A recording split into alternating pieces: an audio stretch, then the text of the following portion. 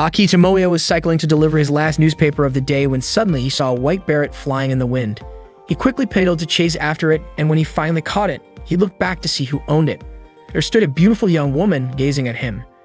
And with that, his fate in this spring season began. The alarm in Tomoya's room rang, prompting him to get up and prepare to head out, but not before he greeted the anime poster on his wall. He set off to deliver newspapers early in the morning, greeting his neighbor who subscribed to the paper. His neighbor asked if Tomoya was now a paperboy and what had happened to his previous job. Tomoya replied that he was still working at the rental store and the restaurant, he just wanted to add a morning job as well. The neighbor praised Tomoya for being so diligent and asked if it was difficult for him to balance work with school. Tomoya admitted he could manage it, especially since he had a big goal he was working toward. Wasting time wasn't an option, so he bid farewell and went on his way. His neighbor wondered what anime Tomoya was currently obsessed with. This morning marked the first day of the new school year at Toyobasaki Private Academy. Sawamura Spencer Ariri was looking at the announcement board of the class lists. All her friends greeted her. This year, Ariri was in Class 2G with Kyo Isumaki and Azusa Satomi, and she was glad to be in the same class as them. Suddenly, she noticed a girl arriving, staring at her even as she passed through the school gate. Tomoya was in Class 2B this year, and he was once again in the same class as Kamibu Yoshihiko. Yoshihiko greeted him, but Tomoya asked him not to bother him because he was busy. Yoshihiko guessed that Tomoya must be compiling info on winter anime or reviewing the light novel released last March. However, it turned out Tomoya had already completed that. He had summarized the anime within 24 hours of the final episode airing, reviewed the novel 3 days after its release, and had even completed the game review. Tomoya's mission was to provide helpful news without spoilers, allowing his readers to enjoy it fully. Yoshihiko called Tomoya a unique kind of blogger and asked what he was working on now.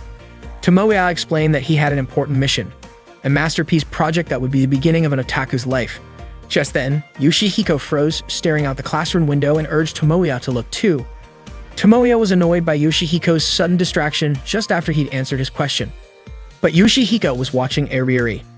She was a half-Japanese, wealthy girl whose father was a British diplomat. What's more, she was the star of the art club, and her artwork had even been accepted for the city art exhibition right after she enrolled here.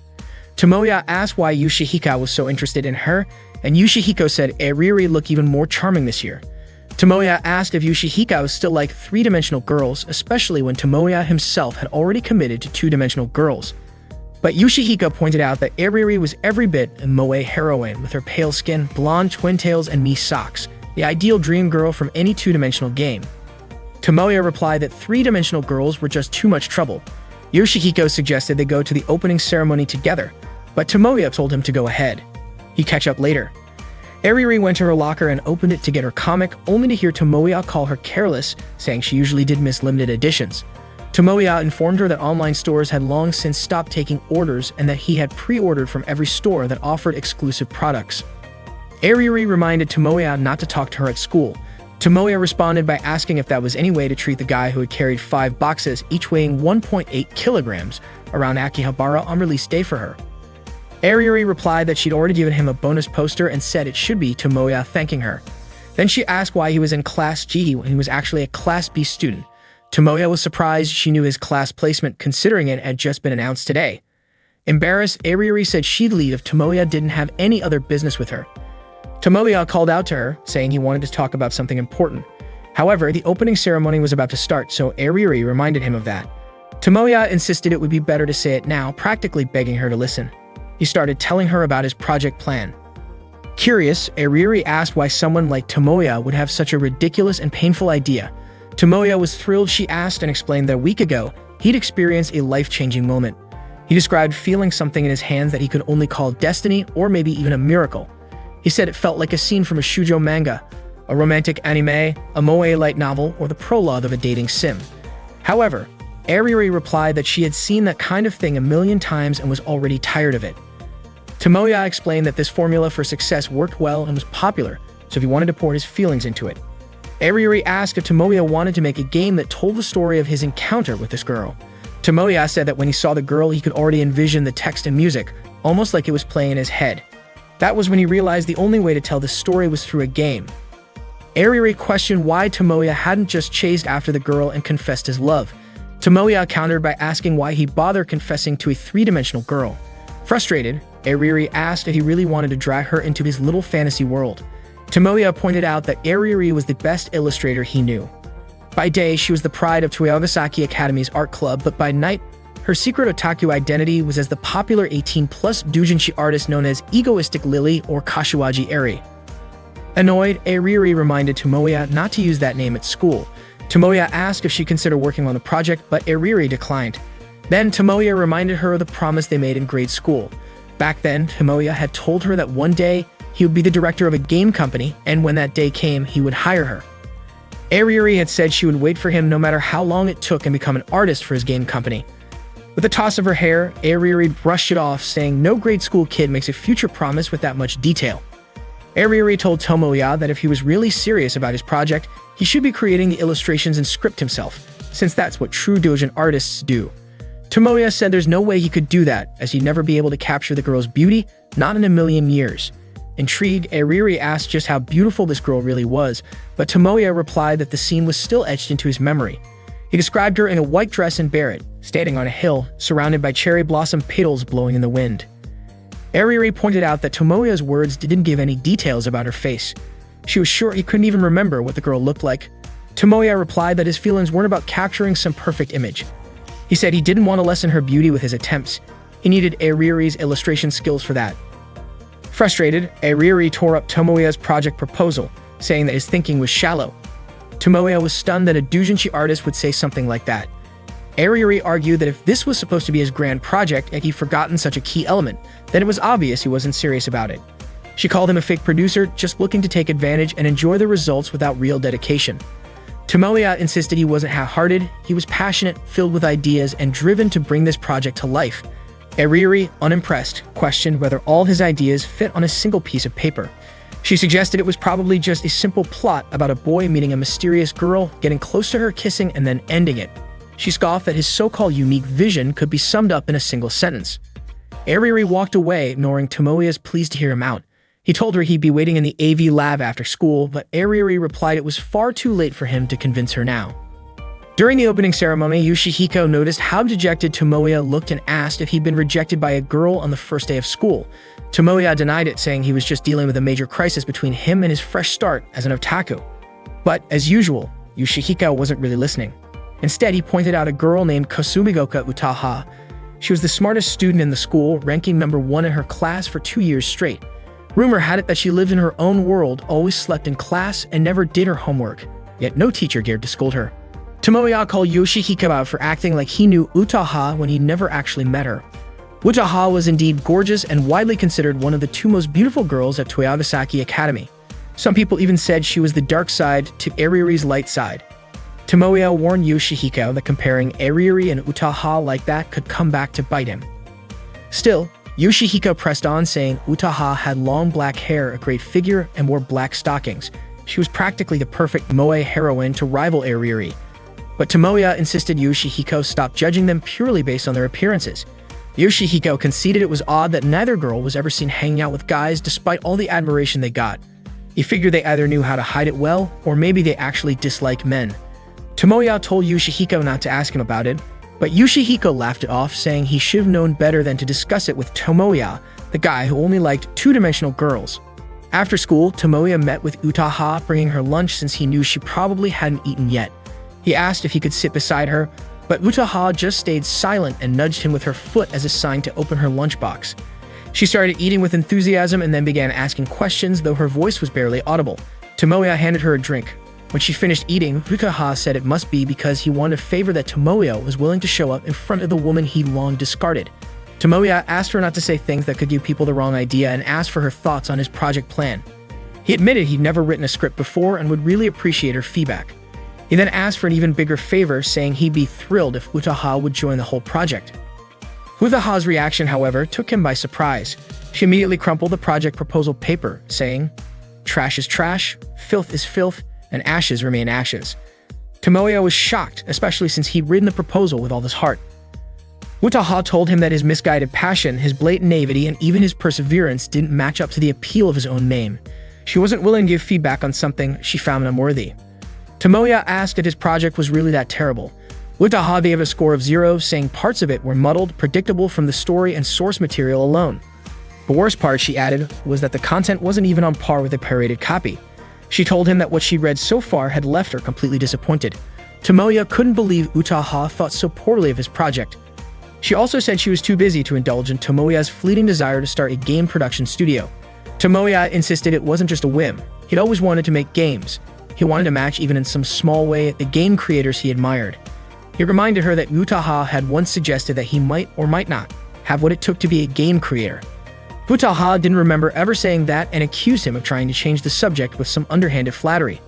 Tomoya was frustrated with her, especially knowing Utaha was the top student at Toyabasaki Academy and actually the famous high school novelist Kasumi Utako, the author of Koizuru Metronome, which had sold over 500,000 copies. Utaha said that since Tomoya knew who she really was, he should know she was very busy. Tomoya mentioned he knew she recently started a new series and congratulated her on it. She thanked him and started to walk away. Tomoya kept pleading, asking Utaha to meet him in the AV lab after school. Utaha, however, couldn't help but regret that he was only asking for her help now. Tomoya continued working on his project proposal, then headed out to meet Ariuri and Utaha. Suddenly, Kato Megumi called out to him, saying that Ms. Asumi asked him to come to the teacher's room to help carry teaching materials to the AV lab. However, Tomoya replied that he couldn't go right now because he had something important to do and that he would take care of it early tomorrow. Megumi then thanked him for retrieving her white beret that had fallen during spring break. Tomoya didn't remember this immediately, since it had been a few days, but then he realized who she was. Meanwhile, Ariuri was waiting in the AV lab. Hearing a noise inside the room, she said that she came not because she agreed with Tomoya's request, but simply because she'd lose sleep if she didn't settle things. Utaha responded by praising her sense of duty, surprising Ariuri, who didn't realize Utaha was there. Shocked, Ariuri yelled, ran up to her, and asked why she was here. Utaha shot back with the same question, asking why Ariuri was there. Ariuri guessed that Tomoya must have asked Utaha to come as well. Utaha admitted that she felt something was off when Tomoya mentioned wanting to make a game, but she hadn't expected him to ask Ariuri to do the character designs. Not wanting to be outdone, Ariuri shot back that Tomoya had asked a gloomy girl like Utaha to write the script. Utaha smirked, sarcastically wondering if it was wise to trust the illustrations to a delinquent who acted like a perfect young lady on the outside but was rotten on the inside. This infuriated Ariuri, who insisted she wasn't a delinquent, while Utaha admitted she might be gloomy, but at least she was more honest with herself than Ariuri. Ariuri warned Utaha to stay away from Tomoya, accusing her of just latching onto him because he reached out. Utaha countered, saying Ariuri had no right to talk since she was doing the same thing. Angered, Ariuri stated that she'd actually come to stop Tomoya because she didn't believe his crazy project would succeed. Utaha casually remarked that if Ariuri felt that way, maybe she shouldn't have come in the first place. Deciding to leave, Ariuri asked if Utaha was planning to stay and entertain Tomoya's wild fantasies. Tomoya interrupted, saying it wasn't Ariuri's concern. Realizing Megumi was the girl he met in the spring, Tomoya went back to her to confirm. Megumi clarified that they were in the same class. Tomoya, still confused, asked if her name was Kanu Megumi, but she corrected him, saying her full name was Kato Megumi. One day in the spring, Tomoya met his destiny. He had long remembered his dream, which was to create a dating sim game that could make people laugh, feel touched, and create a main heroine who could make people's hearts ache. At first, the response from those close to him was cold, but he didn't give up on expressing his dream, and eventually his friends came back to him one by one. He also had a dramatic encounter with that girl, and he started taking the first steps toward realizing his big dream. Ariuri slapped him to snap Tomoya out of his self-deception in the middle of a recap of episode 1. Utaha just watched their debate while working on the project. Tomoya invited Megumi to meet him at a cafe. He told her that he hadn't realized how sweet she was before. Megumi thanked him and said that what Tomoya hadn't realized wasn't her sweetness, but that he had actually never noticed her presence. It turned out that Megumi had been in the same class with him since the first year of high school. She had always been the girl who was close by. The waiter came over to their table and Megumi began to order food. Tomoya observed how sweet Megumi was with a classic charm. She wasn't too tall or too short, her skin was smooth, and her figure was slender with curves in all the right places. It was clear she was a sweet girl, and Tomoya felt a sense of fate connecting him to her. Megumi thanked Tomoya for treating her, but Tomoya apologized for suddenly inviting her to meet. It was a coincidence that Megumi had no plans that day, so she was able to accept his invitation. Tomoya asked about her hat, and Megumi explained that she had given it to her cousin since he had stopped by and liked it, so she gave it to him as a gift. Tomoya realized that this meeting wasn't just about family obligations. Megumi then asked why Tomoya had asked her that, and Tomoya just thought it was a coincidence. However, Megumi said that if Tomoya noticed her, just like how he noticed him, then it wasn't a coincidence. Tomoya complimented Megumi's good memory, saying she could remember such an insignificant otaku. Megumi told him that even though Tomoya was an otaku, he shouldn't consider himself unimportant. Tomoya believed he had no appeal at all. Megumi then pointed out that Tomoya was one of the 3 popular kids at school. He was known for donating light novels to the library, organizing anime screenings during the school festival, and no one at school didn't know Aki Tomoya. Tomoya still didn't believe it because the otaku population had sharply increased, and they were still looked down upon by society. Megumi then said she was the opposite of Tomoya, that she was truly boring. Her grades weren't that great, she wasn't in any clubs, and she had never served in any class leadership positions. Megumi also admitted that she didn't have many friends, but she wasn't interested in making new ones. That's why she wasn't surprised that Tomoya didn't remember her. Tomoya said that was wrong. Megumi wasn't boring, and he asked her not to think of herself that way. He also told her to stop feeling discouraged because of misunderstandings. Tomoya could guarantee that Megumi wasn't boring, it was just that her character was more neutral, not very flashy. In other words, Megumi wasn't perfect yet, which was why she didn't stand out. Tomoya said all of this loudly, drawing the attention of the other cafe patrons. Megumi asked to interrupt his words, asking if that wasn't worse than boring. Tomoya asked her not to underestimate the boring character type because not many characters develop in a way that stays true to themselves. For example, a character with twin braids, glasses, and freckles. If Megumi combined those boring traits, she would become more charming and grab people's attention because that character would be very clear. Tomoya then asked if Megumi had any unique traits that would make her unforgettable when someone looked at her, and the answer was obviously no. Tomoya emphasized once again that Megumi was sweet from the beginning and her character didn't match up at all, and there was something that needed to be done about her personality flaws. Megumi interrupted again, asking if her personality flaws were a problem for Tomoya. Tomoya replied that it was clearly his concern because Megumi needed to be someone special and her personality needed to be clear. Megumi asked what all of that was for, and Tomoya finally said that Megumi was the girl who should be the heroine of his game. Megumi asked again if that was Tomoya's way of confessing his love to her. Tomoya was confused. Megumi did know that Tomoya was talking to her, but it felt like his gaze was looking at something far away. Tomoya thought it wasn't that he was looking far, but more like from a different dimension. He begged Megumi to help him regain his passion for creating again. Megumi was still confused by what Tomoya was talking about, and he pleaded with her to help him bring back his dream. Megumi then asked if Tomoya was dating the 2 most beautiful girls in school. Tomoya responded that there were 3 mistakes in what she just said. First, the most beautiful girls in school only existed in dating sim game and didn't exist in real life. Second, dating 2 beautiful girls at school was not true. And third, the biggest mistake was that a 2D otaku like him could have a 3D girlfriend. Megumi asked then who the girl outside the window was to Tomoya. It turned out that Eriri and Utaha were watching him from outside the cafe window. They then joined Tomoya and Megumi at their table. Megumi asked why Eriri and Utaha were here. Tomoya said that if Megumi recognized them, things wouldn't be so complicated. Megumi recognized both of them as the 2 most beautiful girls at Toyogasaki Academy. Tomoya asked Megumi to stop mixing up dating sim game with reality. But Megumi said that now she was with 3 famous people from Toyogasaki Academy. She felt like just a speck of dust among them. Tomoya told her that although Eriri and Utaha might seem intimidating, they weren't that bad. Even though they had foul mouths and bad personalities, they were otaku on a much higher level than him. Tomoya introduced Eriri and Utaha as members of his game circle. Eriri was the illustrator and Utaha was the scriptwriter. Megumi still didn't understand any of this. Utaha then said that she didn't understand it either and immediately stepped on Tomoya's foot, saying that this was how a guy who had made plans with a girl ended up hanging out with another girl instead.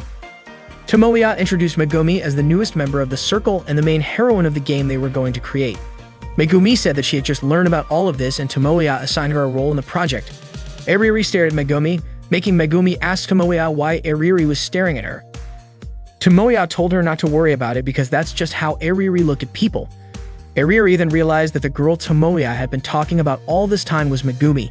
She didn't even care if Megumi was his girlfriend, a fellow otaku, or just a friend looking for some benefits. Megumi was shocked by Eriri's sharp attitude. Tomoya explained that this was Eriri's true nature, and she was just pretending to be innocent at school. Eriri kicked Tomoya and told him not to talk like he knew her so well. Tomoya asked her not to start a fight with someone she had known for years. They continued arguing, which made Utaha tell Eriri to stop embarrassing herself, but Eriri ignored her.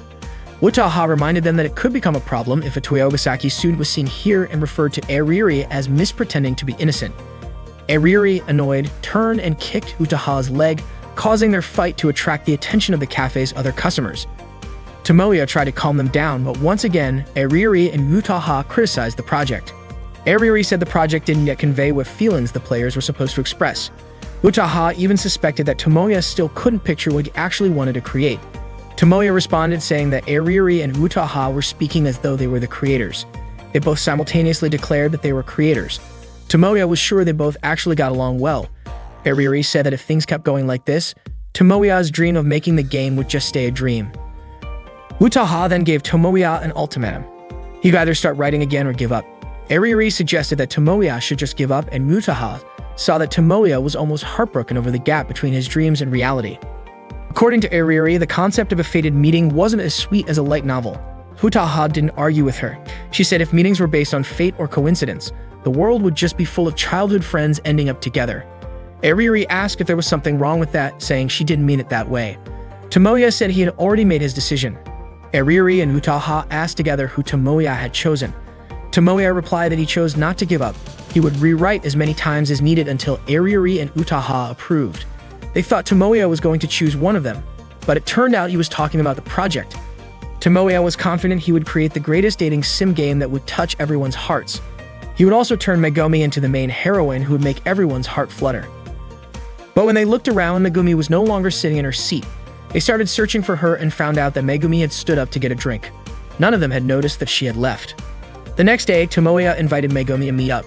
Megumi came to Tomoya. Thankfully, the weather was nice today. She mentioned that the weather forecast had been doubtful, so she'd been worried earlier.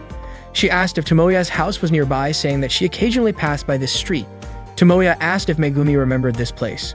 Megumi said the locals called it Detective Hill because there was a detective agency nearby. However, that wasn't what Tomoya meant, so he asked why she thought he chose this place to meet. Megumi assumed it was because the place was close to his house, but Tomoya said that wasn't the reason. Megumi asked if it was because it was far away, which made Tomoya annoyed, and he explained that this was the first place they met. Megumi then said the place they met was during the entrance ceremony a year ago. Tomoya asked if she understood the purpose of today, and Megumi said that Tomoya probably wanted to talk about something, which is why he invited her to his house. Tomoya explained that this was the problem. What kind of girl would go to the house of a guy she just met? He also told Megumi not to dress like a normal person because no one had ever come to his house looking that normal. Megumi also sensed something was off. She suddenly realized that Tomoya would never invite a real-world girl to his house. Tomoya then asked why she still came if she knew he was strange and why she came so easily if he was an otaku. Megumi didn't expect to be lectured like this by the guy who had invited her. Tomoya said that up until now, Megumi had been living an aimless life, and today he was going to teach her how to live in the real world. Megumi started to suspect that maybe Tomoya's room had been designed so no one could hear her screams for help. Tomoya told Megumi to prepare herself because he was going to fill her head with moe content. They entered Tomoya's house and Megumi was amazed by the sight of his room, which truly reflected the life of an otaku. Tomoya blamed Megumi for acting so casually and said that she should have immediately commented on how hot it was and opened the window or pretended to sit on the bed and act awkwardly. She should have acted like that. Megumi asked why Tomoya expected her to ruin the mood by being tense like that. Tomoya was confident he could get the right reaction from Megumi soon. Today was a training session to enhance Megumi's 2D heroine sensitivity. Tomoya then offered Megumi all the dating sim game visual novels he had, telling her they were all famous ones that could make her laugh, cry, or even faint. Megumi chose the shortest one. Tomoya selected a dating sim game titled Dear Memories, a legendary game that had sold over 300,000 copies and was adapted into an anime. The game began, and Megumi chose the option to give the character a gift instead of inviting them home or suggesting a night view. Tomoya said that her choice was wrong, but Megumi argued that giving a gift was a natural choice to make their date memorable. Tomoya considered Megumi to be insensitive. He told her that the point of the game wasn't about giving a keepsake, but about creating memories together. Megumi said that what mattered most was the memory they shared, not the gift itself. Tomoya agreed, mentioning that giving a gift could lead to awkwardness after a breakup. He then told Megumi to take a break while he explained something. He began teaching her about the heroine of a dating sim game, something Megumi didn't know much about. He explained that heroines in dating sim game were representations, not robots that always give the same answers when a player clicks on certain points. They were warm-blooded humans, more captivating than real girls. That's how Megumi should be. Megumi responded, saying that this meant the heroines could change or even break up with the player. Tomoya couldn't even imagine a 2D girl breaking up with him. He couldn't live without her. They finished the game and Tomoya was crying after hearing a particular scene. He asked Megumi if she didn't think that scene was incredibly sad.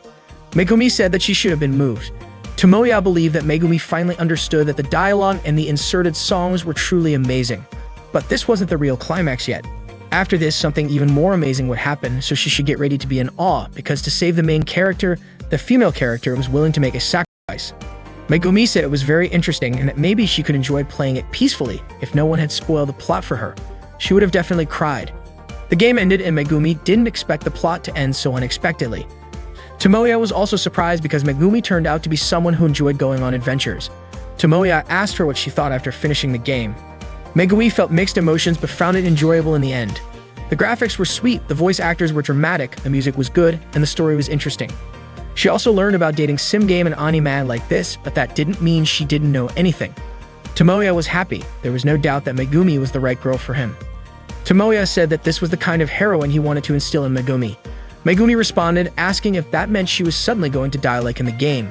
Tomoya asked her not to compare the game to the type of scumbags who kill off heroines just for an emotional response. But it seemed like Megumi didn't quite understand. Tomoya explained using a metaphor, no great weapon is made carelessly and critiques shouldn't make someone lose their way. Instead, they should look at the bigger picture with clear eyes. He also suggested considering the most captivating interpretation for the players. Suddenly, Tomoya remembered the criticisms from Eriri and Utaha. He realized that he himself was the one who didn't understand. Tomoya thanked Megumi because, thanks to her, he had learned the most important lesson of all. After that, Megumi said her goodbyes to head home. But Tomoya told her that there was a sequel to the game.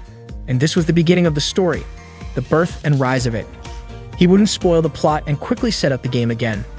However, Megumi said it was probably already midnight and the game wouldn't be finished by then. Tomoya replied that his parents were out of town for a picnic, and since it was Saturday and the next day was a school holiday, he insisted Megumi stay over. He begged her to stay and help him become a true man. Megumi was, of course, shocked. She said she called her parents to let them know she'd be home late. Tomoya asked if Megumi was sure because in this situation, he wouldn't dare take responsibility if anything happened. Megumi replied, asking if they were going to stay up all night playing the game. Tomoya called Megumi, telling her that Eriri and Utaha hadn't agreed to his project yet. He realized that becoming a creator was much harder than he thought. Megumi asked when the next deadline was, and Tomoya said it was the end of Golden Week. That would be his last chance. The long holiday started today, but even so, time was of the essence. Tomoya needed to focus on the game from this point onward. Megumi mentioned that there would be a proficiency test in the first week, but Tomoya asked her to forget about it for now. They needed to discuss the project. They had to get Eriri and Utaha involved and create the best dating sim game ever. Unfortunately, Megumi couldn't come because she was on vacation in Hokkaido with her family until the end of Golden Week. Tomoya motivated himself to start the project right away while he still had 4 days left before the deadline. He banned himself from watching anime, playing games, or reading light novels. He even put tape over his anime shelf to prevent himself from being tempted. However, he couldn't resist. He initially planned to read just one book to give himself a boost, but ended up reading several books and fell asleep. His attempt to stay focused had backfired. He decided to step out for a drink. Suddenly, he heard a voice asking for cola. He went to the fridge and grabbed 2 drinks, only to realize someone was in his room. He quickly went back to his room with the drinks, shocked to see Eriri there. Eriri told him to put the drinks down in a safe spot because she was afraid of spilling them on her sketch. Tomoya felt his schedule was ruined because Eriri had just barged into his room. Eriri had rung the bell earlier but got no response. It had been a few years since Eriri last visited, as they hadn't spoken to each other in years. Tomoya asked why she had come, and it turned out she wanted to work on her drawing for an event this weekend. Tomoya yelled, warning her not to visit a guy's house to work on inappropriate drawings. But what could she do? She had a deadline this month and couldn't draw at home because her father was hosting a garden party with many guests. Eriri couldn't just lock herself in her room, especially since even the foreign minister was at the party. Tomoya asked if her appearance at home was meant to seem disconnected from the girl he knew. They both went back to their work. Eriri then asked about the progress on Tomoya's project. Tomoya said he still had 3 days left and plenty of time to work on it. Eriri concluded that there hadn't been any progress, because when a creator starts using the number of days left as an excuse, it's clear they're behind schedule. This hit Tomoya hard and made him feel even more down. Eriri told him to just give up, saying that creating a game was too difficult for him. Tomoya replied that they still didn't know the outcome, especially since they had made many things together in the past that turned out bad. They used to make ugly drawings, bad stories, and happily shared them with each other. But Eriri said she didn't remember them ever doing that. Now she was part of a famous circle, and whatever Eriri could do, Tomoya could do as well. Tomoya would do what he loved, and one day he would become a creator more popular than Iriri. Iriri said that if Tomoya could do that, he wouldn't need to worry about her. Hearing that, Tomoya thought that Iriri had come here to cheer him up. Iriri yelled in frustration and told Tomoya not to think weird things about her. Tomoya called Iriri an ultimate sundeer, but Iriri replied that she wasn't being sundeer anymore, she just didn't care about him at all. Suddenly, the doorbell rang and Iriri got upset because someone had arrived just when she and Tomoya were talking about something important. Iriri immediately jumped onto the bed to look out the window, and she was shocked to see who had come to Tomoya's house. It was Utaha. She mentioned that Tomoya's room was tittier than she had imagined, even though it was clearly the room of an otaku. Tomoya quickly cleaned up the drinking glass and Iriri's pencil, and he asked Utaha why she had come over since it was the first time she had visited his house. Even though it was Utaha's first time coming here, she didn't feel nervous at all. In fact, she had been looking forward to spending time alone with Tomoya today. Utaha cornered Tomoya against the wall and said that he couldn't run away from her anymore. Tomoya's house was indeed known for treating guests like royalty, but Utaha's touch made him nervous, and he yelled that he would make sure she got home safely. Utaha was actually just joking. She had brought cake and said she only came to visit the frontline soldier and ask how the battle was going. Tomoya said that he hadn't even started yet. Utaha had been hoping for more than that. Tomoya admitted that he had learned from his past failures and that approach wouldn't work on people who worked in the same field. Utaha grabbed Tomoya's hand and told him not to push himself too hard with this. If he gave up now, his old life as a livestock pig would be waiting for him, and she was sure that kind of life would be tough for Tomoya. Tomoya said that hearing himself being directly called a livestock pig made his feelings a little mixed. Utaha said that the life of a creator may seem glamorous, but it wasn't as beautiful as it looked. Deadlines could make people go crazy, the competition was tough, and no one knew when their talent would disappear. Tomoya didn't want to hear excuses from a newcomer whose name was just rising. Utaha also mentioned that the worst part was dealing with the haters. When getting good reviews, they'd mock it as a marketing tactic. If the book sales were bad, they'd laugh about it, and when offering reasons, they'd refuse to take any responsibility. Utaha got emotional just thinking about the haters. If she could, she wanted to gather them all up and deal with them all at once. Tomoya tried to calm Utaha down. She said that's why Tomoya should keep subscribing to her books as usual. Tomoya remembered Utaha's words that she still couldn't imagine the game he was going to create. Those words really touched his heart and made him realize that he still didn't know much. That's when he figured out what he wanted to make and whether he could find a solution to get Utaha to agree to it. Tomoya begged Utaha to give him some time because he would work hard to make a project proposal that she would approve of. Utaha couldn't stop him because he was so determined, so she told him to do whatever he wanted. However, as a trade-off, she wouldn't extend the deadline. She would wait for him until the end of the vacation. Tomoya promised to keep fighting to create the project until Utaha would beg him to join in. One last piece of advice from Utaha was that if Tomoya was serious about creating a circle and making a game together, he should include all the members in it. Otherwise, the quality of the product wouldn't be good no matter how hard he tried, and Tomoya wouldn't be able to stay motivated. So for now, all the members should do their best. Utaha also mentioned that Tomoya should have hidden Iriri's bike. Tomoya just realized that Iriri's bike was in his yard. Iriri came out from the closet and yelled in frustration, calling Utaha's name. Tomoya told her that if she wanted to curse him, she shouldn't hide it. Iriri responded saying there was no way she could come out while Utaha was in the room. However, Utaha seemed to know everything, even without Iriri appearing. Iriri immediately decided to go home. Tomoya called Megumi and asked how she was feeling, if she was happy. Megumi asked about the deadline for the project, but Tomoya told her not to worry about it and just enjoy her vacation. He was confident he could handle it. Before ending the call, Megumi asked what exactly made Tomoya interested in her, whether it was the times they spent together or something about her that he liked or didn't like.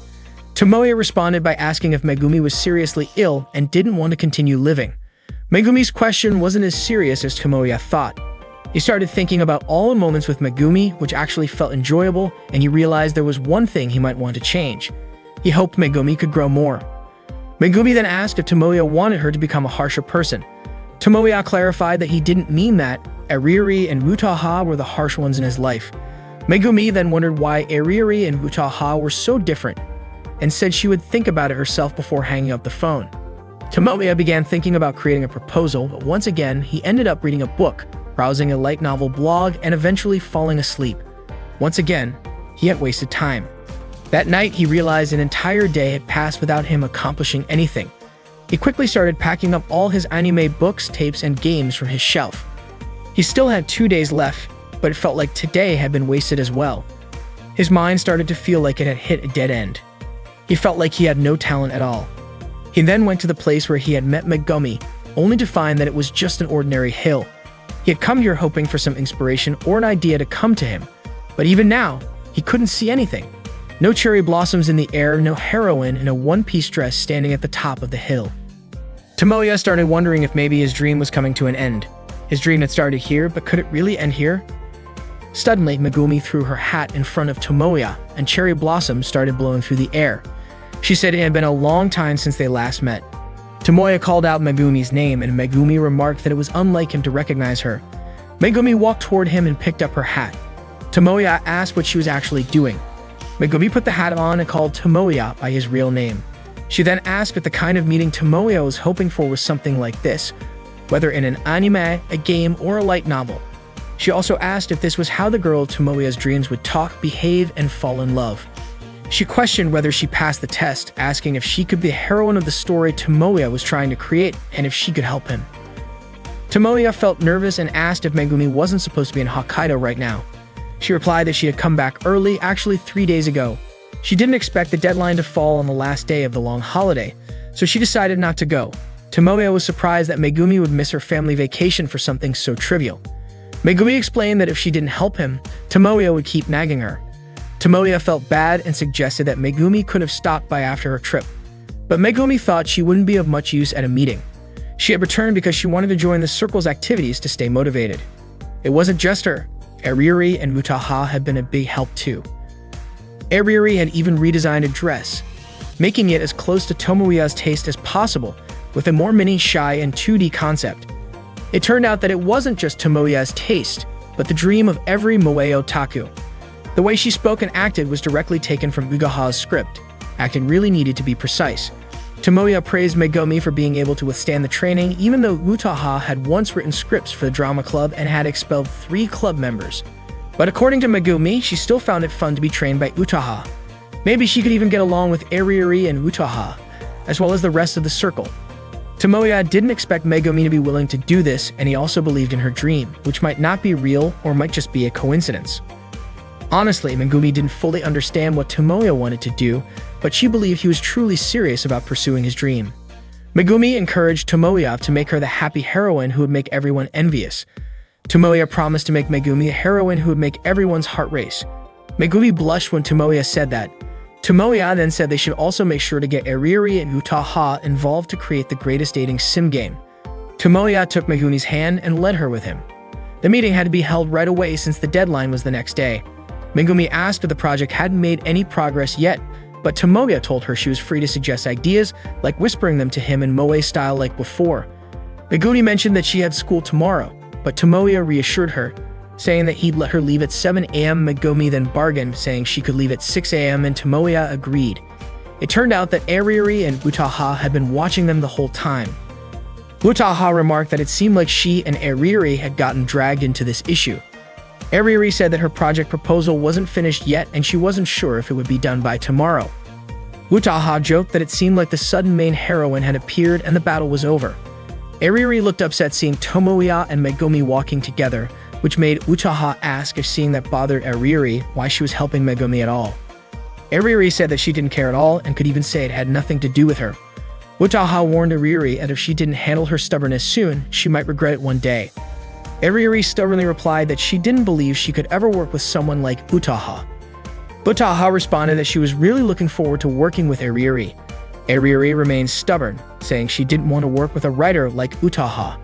Suddenly, Megumi turned around and waved at them, but Ariuri just stuck her tongue out at her. Today, Utaha's manager Machida Sonoko called her to let her know there was an interview scheduled for tomorrow. Utaha agreed to do the interview, saying she had made progress on the storyline for her new book. Sonoko, however, questioned whether Utaha's words could be trusted. Utaha then asked if she had ever lied to her. Sonoko admitted that while Utaha had never lied about her books, when it came to deadlines, Utaha lied nearly every time. Utaha used this as a reason to withdraw her earlier statement about being available for the interview tomorrow. She said she wouldn't be able to make it. Sonoko pleaded with Utaha, explaining that the exclusive interview about Kasumi Utaku's Utaha's pen name latest book would be featured in several pages of the upcoming issue of a magazine, and it had already been announced in the previous issue. However, Utaha remained firm, saying she worked on paper, not in front of others. Sonoko understood, even though she had already made arrangements and thought Utaha would be pleased. Then Sonoko said something that shocked Utaha so much that she accidentally bumped her foot into a chair. Meanwhile, Megumi was riding the train with Tomoya. She mentioned that she had finished reading a light novel called Koisaru Metronome. Tomoya was surprised and asked her what she thought about it. Megumi said that because of the novel, she had been sleeping less, she couldn't relax until she finished reading it. At first, Megumi thought light novels were only for guys, but this one made a woman cry. Tomoya felt proud of her, and Megumi asked if she could keep all the light novels. Tomoya said she could, since he had given them to her for free. He even still had 2 more sets, one for him to read and one for his collection. Megumi was really happy, and Tomoya promised to buy her more when she ran out of books. Although Megumi wasn't used to the life of an otaku, she couldn't believe that Utaha was the one who wrote this book. Tomoya confirmed that it was true. When people think of a high school girl being a light novel author, they usually picture something typical of the genre. But when they see Utaha at school, no one would guess she was a romance novel author. This meant Utaha really kept her character in check, and Tomoya told Megumi that she should learn a lot from Utaha. Megumi, however, said that it was impossible for an ordinary person to be the smartest student and a successful novel author at the same time. Tomoya was confident that it wasn't just God-given talent, but Utaha had also worked hard, sweating blood to get to where she was. He even considered Utaha to be his god. Megumi understood that Tomoya was a huge fan of Utaha. He couldn't wait for her next book, and this time he hoped there would be an anime adaptation. Megumi was also curious about the plot, wondering if it would have a love story similar to Koisaru Metronome. Tomoya said he would ask Utaha about it, but Megumi doubted Utaha would reveal something so important, since talking about it might be considered unprofessional. Tomoya fell silent upon hearing Megumi's words. Megumi then asked why Tomoya's reaction seemed like it triggered some past trauma. Tomoya assured her that he hadn't been hurt in any way and asked Megumi not to misunderstand. Megumi didn't want to go any further into the topic. Tomoya said that today would be the day he could ask Utaha everything he wanted. Today, Tomoya was about to interview Utaha, but Utaha asked him what all this was about. It turned out that a week ago, Tomoya had received an email from Utaha's assistant editor offering a job. Sonoko explained that since Utaha was shy around strangers, reluctant to work with others, and quick to get emotional, a typical news writer wouldn't be able to interview her. That's why Sonoko thought Utaha might be more willing to do it with someone she knew. Utaha said she just wanted to go home and sleep. Tomoya immediately stopped her, begging her to agree to the interview. Utaha repeated that she was shy, hard to work with, and easily irritated. Tomoya agreed with her and let her start walking away.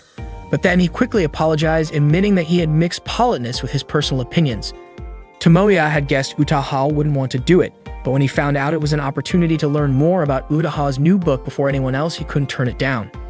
Sonoko suggested that Utaha just accept it, pointing out that it was just a small request from a writer who had already sold 500,000 copies of her book. Utaha was shocked that Sonoko, as a grown woman, would tarnish the workplace by bringing an amateur into it like that. Eventually, Utaha agreed to do the interview with Tomoya. He began the interview, which would be featured in Undead magazine. Regarding her new book series, Tomoya asked if this new series would be similar to Koisaru Metronome, which was set in Wago City. Utaha confirmed that she had intentionally made it similar. Tomoya then asked if that meant the new book was connected to the previous one in some way, like if it would take place at the same school or feature the same characters. Utaha started to feel sleepy and only answered with one word, possibly.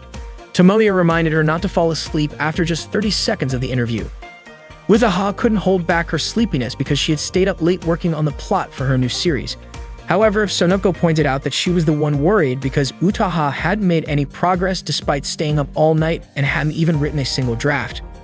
Utaha then fell into a deep sleep. The table was now covered with various energy drinks to keep Utaha from falling asleep again. Tomoya continued with his questions.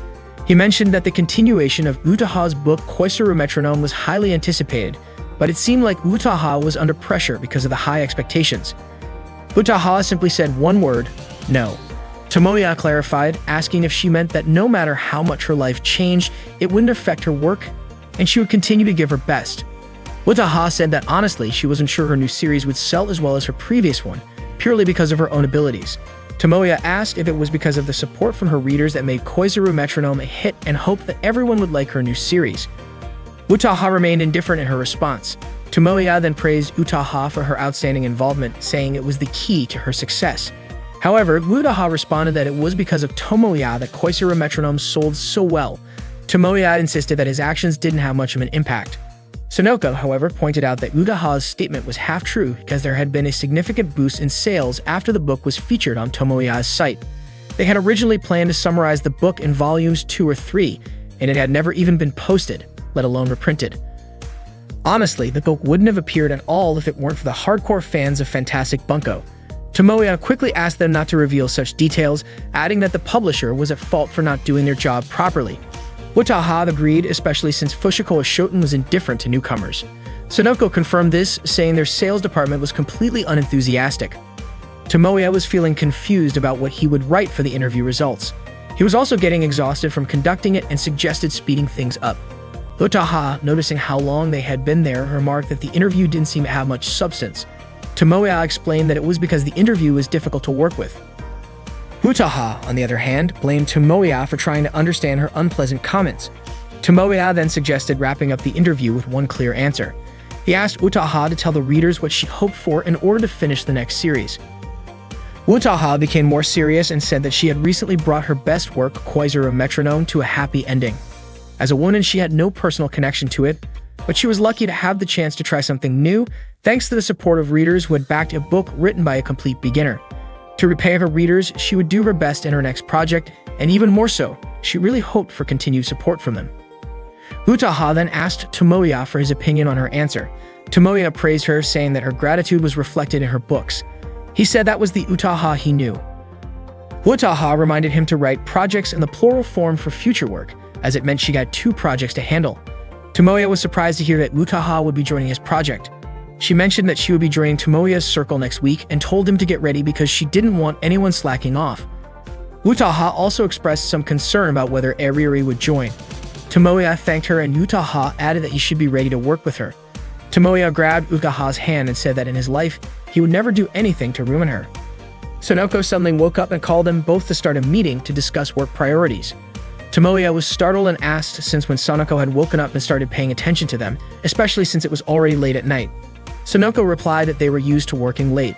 Tomoya then realized how tough life in publishing could be. Meanwhile, Eriri was standing in front of the AV lab. She said to herself that she had already decided whether she would join or not, but she knew Tomoya couldn't do it alone and thought maybe she could lend him a little help. Suddenly, Utaha spoke up. Eriri was surprised to see Utaha there as well. Tomoya told her she was late, even though they had already started earlier. Eriri shouted, asking how Utaha had arrived before her. Utaha calmly replied that everyone had been told to gather there at 2:30 p.m., and it was Eriri who was late.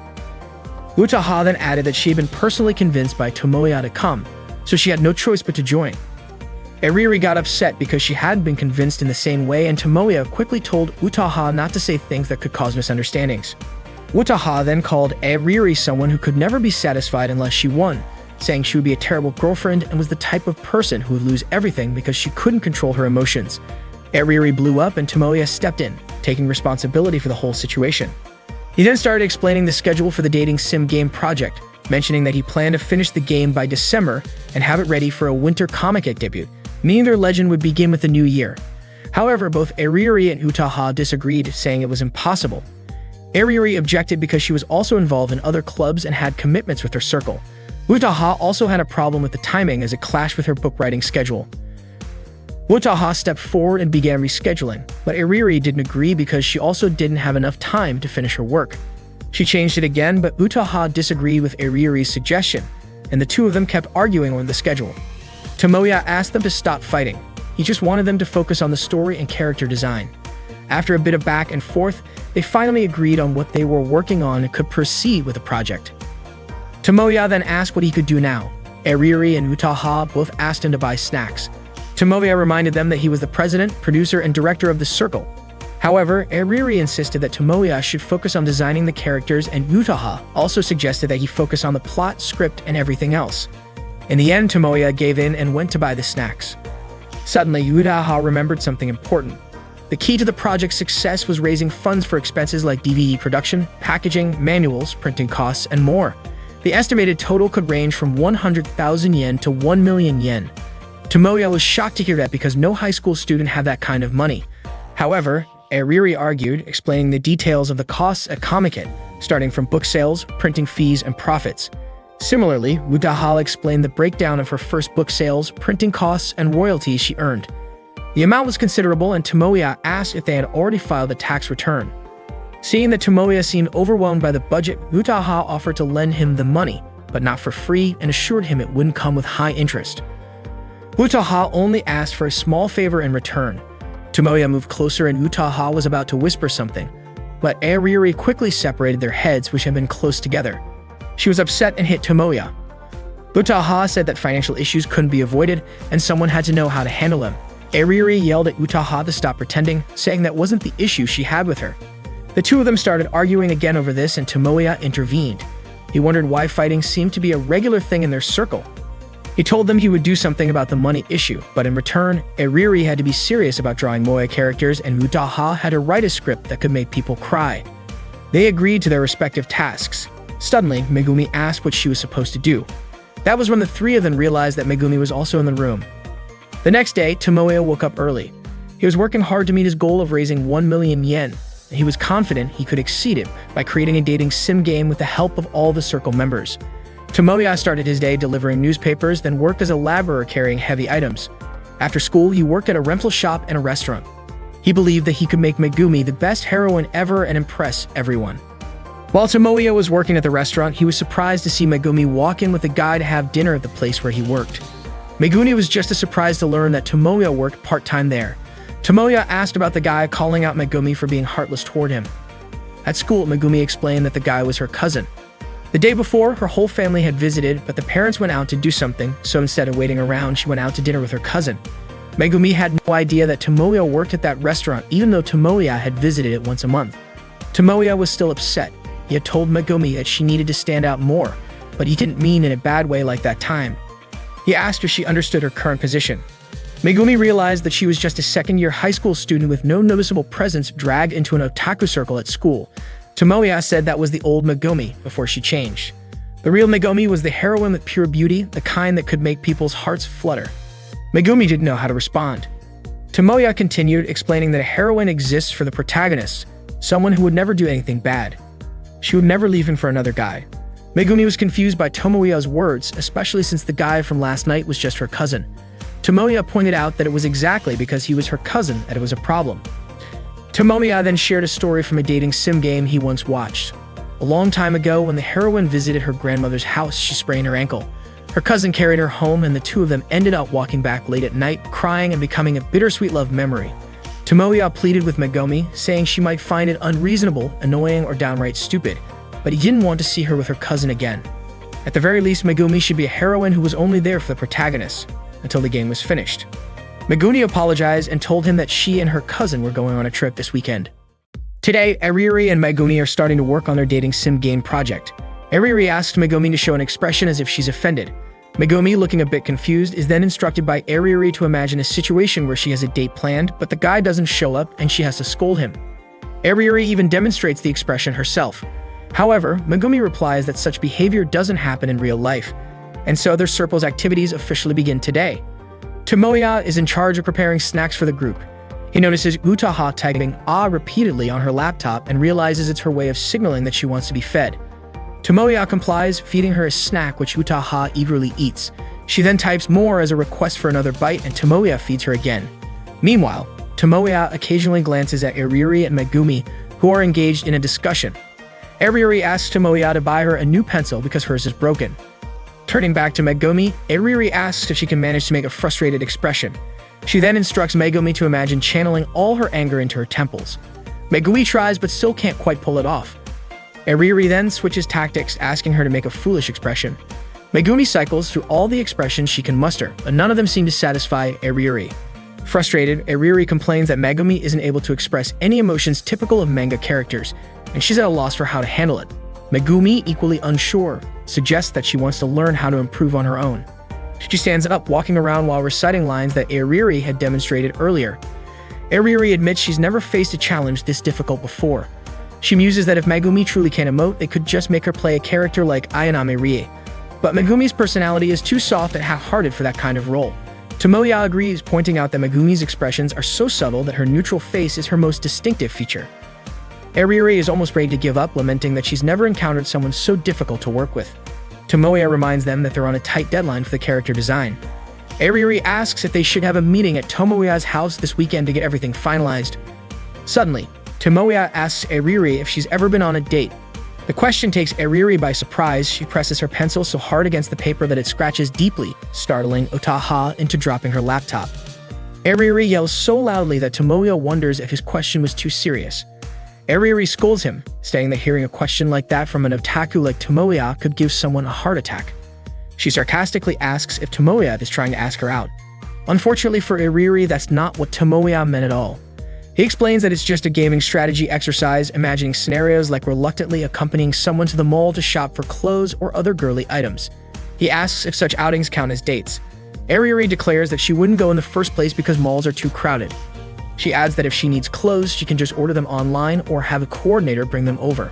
Tomoya tells her to drop her spoiled, ikikomori rich girl attitude and presses her to think about what she'd do in such a situation. Tomoya insists that Ariuri might have useful insights since she's good at hiding her true nature at school. Realizing he's gone off topic, Tomoya apologizes for his strange comments and asks her to forget about it.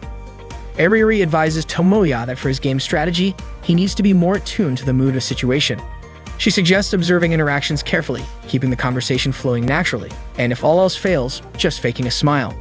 So even though Tomoya doesn't always understand what others are saying, all he needs to do is smile and avoid asking irrelevant or off-topic questions.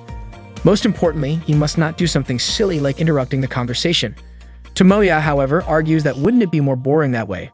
He believes it's better to dive deeper into the topic while still having a one-on-one moment. Ariuri dismisses this as just a casual homegrown game strategy and insists Tomoya should stick to his otaku zone. Tomoya expresses his desire to stay true to himself, but Ariuri claims that's impossible because everyone has their own secret side. Tomoya counters by asking if Megumi isn't an exception, since she isn't an otaku, but still mingles comfortably with them while staying true to herself. Tomoya admits he's amazed by Megumi. That's why he adds he doesn't think he should force her to smile. This annoys Ariuri. She had a feeling their conversation was really about real-life dating. She accuses Tomoya of planning to ask Megumi out and implies he's using Ariuri as a backup. Feeling deceived, she says she's done. But Tomoya clarifies that he just wants to go shopping, to the opening sale at Rokutenmo Mall. To Ariuri, though, that still sounds like a date. Tomoya suddenly asks, does that still count as a date even if it's with your cousin? This leaves Ariuri completely baffled about what Tomoya is getting at. Suddenly, the sound of Utaha laughing fills the room. She's typing away furiously, apparently struck with inspiration. Utaha exclaims that the plotline has come to her, excitedly narrating a scene she's just written. Tomoya and Ariuri exchange glances. Ariuri comments that moments like this often arise during creative processes, calling it the dark side of being a creator. Tomoya asks Ariuri if Utaha is simply getting carried away, to which Utaha, still full of energy, declares that Tomoya must be punished immediately. Meanwhile, Megumi continues practicing her expressions late into the night. The next day, Utaha hands in the fruits of her all-nighter. She stayed up to finalize her storyline. Tomoya praises her for her effort. Megumi seems genuinely surprised that Utaha managed to produce so much content in just one night. Ariuri points out that's probably 5 times the size of Tomoya's proposal. Tomoya admits Ariuri's jab stings, but he can't deny that Utaha is amazing for pulling it off. Utaha, however, requests that Tomoya read it first before giving his opinion, then says she wants to take a nap. Without another word, she falls asleep on the bench. Tomoya begins reading her script aloud. It starts with the protagonist Azumi Seiji, whose family is forced to move to the outskirts of town because of his parents' work. He transfers to a new school, and on a hill covered in falling cherry blossoms, he has a fateful encounter with a girl. Megumi asks who will design the protagonist. Ariuri answers that she'll base his face on the most handsome man she can imagine. Tomoya continues reading. The next day, Seiji meets the same girl again, and it turns out they're in the same class. The girl's name is Kano Meguri. Slowly but surely, the distance between them closes until they confess their feelings to one another. Tomoya remarks that the character feels similar to Megumi, but with a bit more emotional pull. However, Meguri's personality starts to change. Her strange obsession with Seiji begins to surface, accompanied by subconscious fears and memories from before her birth. Concerned about her behavior, Seiji confronts Meguri and suddenly, she says something unexpected to him. Tomoya asked Megumi to read Meguri's dialogue. Megumi complied and began reading the scene, where it turned out Meguri called Seiji Big Brother. Tomoya continued narrating the story. Meguri started recalling her past life of forbidden love and a family tragedy. Each time Meguri remembered those memories, a series of events unfolded between her and Seiji. Eventually, a foe from their shared past emerged to stand between them. Tomoya suddenly yelled out because what happened next was absolutely crazy. Driven by their resolve to protect one another and defeat their enemy, the two lovers ended their sibling relationship. Megumi commented that siblings falling in love doesn't happen, but Tomoya argued that it absolutely does in the world of 2D. Eriri agreed with Tomoya and urged Megumi to take it more seriously. Tomoya continued reading. The fight finally ended, and the two broke the chains binding them to their past, embracing their forbidden love as they faced an uncertain future together. He then asked Megumi to read Meguri's lines again. Eriri remarked that even if they had a script, if the acting was half-hearted, it would still feel empty. Megumi apologized, admitting she wasn't used to 2D-style behavior. Wataha woke up and asked Tomoya what he thought about the storyline. Tomoya said it was genuinely interesting and felt completely different from her previous works. He praised the tension and shocking twists as truly remarkable. Eriri chimed in, pointing out that the heroine being a reincarnated younger sister and also a yandere wasn't too far off from Wataha's usual style, but she admitted it was decent. Megumi commented that the setting felt a bit rigid. Wataha responded by saying it seemed like no one had any real objections and asked if this could be considered the final concept. Eriri agreed, saying she needed to finalize the character designs, so it would be better if the plot was locked in. Tomoya acknowledged that the storyline was intriguing, but he needed more time to think about its ending. Eriri grew irritated, arguing that it should be good enough as it was, especially since everyone, including Tomoya, had already said it was interesting. But Tomoya disagreed. He admitted the story was engaging and exceptional, but said it still didn't feel satisfying to him. Eriri, now frustrated, claimed that subjective critiques like his wouldn't help anyone improve. Tomoya admitted he was at fault and wished he could explain himself better. Even so, he insisted that in its current state, he couldn't call it his work. This infuriated Eriri further, and she snapped, telling him he should just write it himself then. Wataha intervened, warning that if Eriri said things like that, the project would fall apart. There are things a director should never say to a creator and vice versa, and Eriri had crossed that line. Eriri, feeling even more irritated, asked who she was even doing all this for, but Wataha coolly replied that it was certainly not for her. Wataha then walked out. As she passed Tomoya, she remarked that once again he had given her an answer. Afterward, Megumi suggested postponing their plans to go to Rokutembo Mall, pointing out that Tomoya wasn't in the right mindset. She thought it would be better to go another day. However, Tomoya insisted they should still go on their date tomorrow, and it seemed Eriri overheard him from outside the room. The next day, Tomoya and Megumi went to Rokutembo Mall together. The mall was packed with people and the lines were long, but Megumi found the whole experience enjoyable. Tomoya, on the other hand, felt uneasy. Megumi asked him if the crowds were making him feel sick. Tomoya admitted he could handle it for now, but only because it wasn't a gathering of otaku under someone's command. Tomoya then asked if the overwhelming chaos didn't bother Megumi. She replied that whether it was normal or not, it was just casual chatter to her. Then the mall doors finally opened. Tomoya pushed his way through the crowd to enter. Once inside, they found a bench and sat down, both feeling utterly exhausted. Tomoya apologized, pointing out that they had queued since early morning only for him to suggest taking a break. However, Megumi was the one who apologized instead. Tomoya couldn't understand why people couldn't line up properly. He found it especially frustrating that the mall staff merely monitored the crowd from the front and back without trying to manage the chaos. Many shoppers cut in line without hesitation, and to top it off, the sheer number of couples in the crowd was overwhelming. Tomoya grumbled, clearly annoyed at all the normal people present. Megumi pointed out that technically, by being there together, she and Tomoya were also contributing to that number. Tomoya called this the baptism ritual of Rokutembo Mall. Megumi, not understanding what he meant, suggested it might be better to visit the mall a month after its opening. Tomoya disagreed, saying the situation would likely remain the same. He clarified that it wasn't the number of people present, but their attitudes. He compared it to Japan's largest queues, saying they weren't nearly this chaotic. There, no one would cut through corridors, take shortcuts on escalators, or push ahead in line. Everyone respected the system, and the enthusiasm of the participants ensured the event's success. Megumi deduced that he was referring to comic-related events. Tomoya corrected her, saying it wasn't just comic-related. It was the comic market, or Comic-It, held twice a year in the summer and winter. He explained it was Japan's and possibly the world's largest doujinshi sales event, drawing over 500,000 attendees. Yet Megumi still described it as comic-related, much to Tomoya's chagrin. Seeing Tomoya's passion light up as he spoke, Megumi remarked that he seemed to have recovered his energy. Tomoya retorted that he had never witnessed chaos like this at Comic-Con, even though it had 10 times the number of attendees. He reflected that the key was to see everyone as part of the same Otaku tribe or fellow hoarders of cherished collectibles. Tomoya then asked Megumi which stores she wanted to visit and began marking them on the mall map. Megumi asked if he was sure he could handle it if she named all of them. Undeterred, Tomoya started mapping out and connecting their shopping route. As Tomoya meticulously planned their itinerary to make things easier, Megumi told him there was no need to overthink it. They could just wander and visit stores as they came across them. But Tomoya refused to let this shopping trip devolve into an aimless battle. With determination, he declared that they would win this game by sticking to his carefully plotted route. They successfully made their first purchase at the initial store on the list. However, Tomoya decided to change their route when he learned that the next store had a 2-hour wait time. Megumi thought this meant they would skip that store altogether, but Tomoya assured her it was too soon to give up. He explained that the current congestion was likely due to limited edition items only available that day. Once those items sold out, the crowd would probably thin out. Megumi couldn't believe how much thought Tomoya put into what seemed like an ordinary shopping trip. Tomoya explained that the frustration of not being able to buy something you've been eagerly anticipating is the same, whether you're an otaku or just a regular person. Megumi nodded in agreement. They continued to the next store. Although Tomoya was visibly tired, he kept cheering Megumi on. As the day wore on, the mall grew even more crowded, making their progress more challenging. Still, Tomoya encouraged her, saying that their timing would work out if they kept moving forward. At one point, Megumi accidentally bumped into someone and nearly fell. Thankfully, Tomoya quickly grabbed her arm, steadying her. He told her firmly not to let go of him. Battling through the dense crowd, Tomoya held on to Megumi as they made their way forward. Finally, they reached the last store on their list. Both of them felt a wave of relief and joy.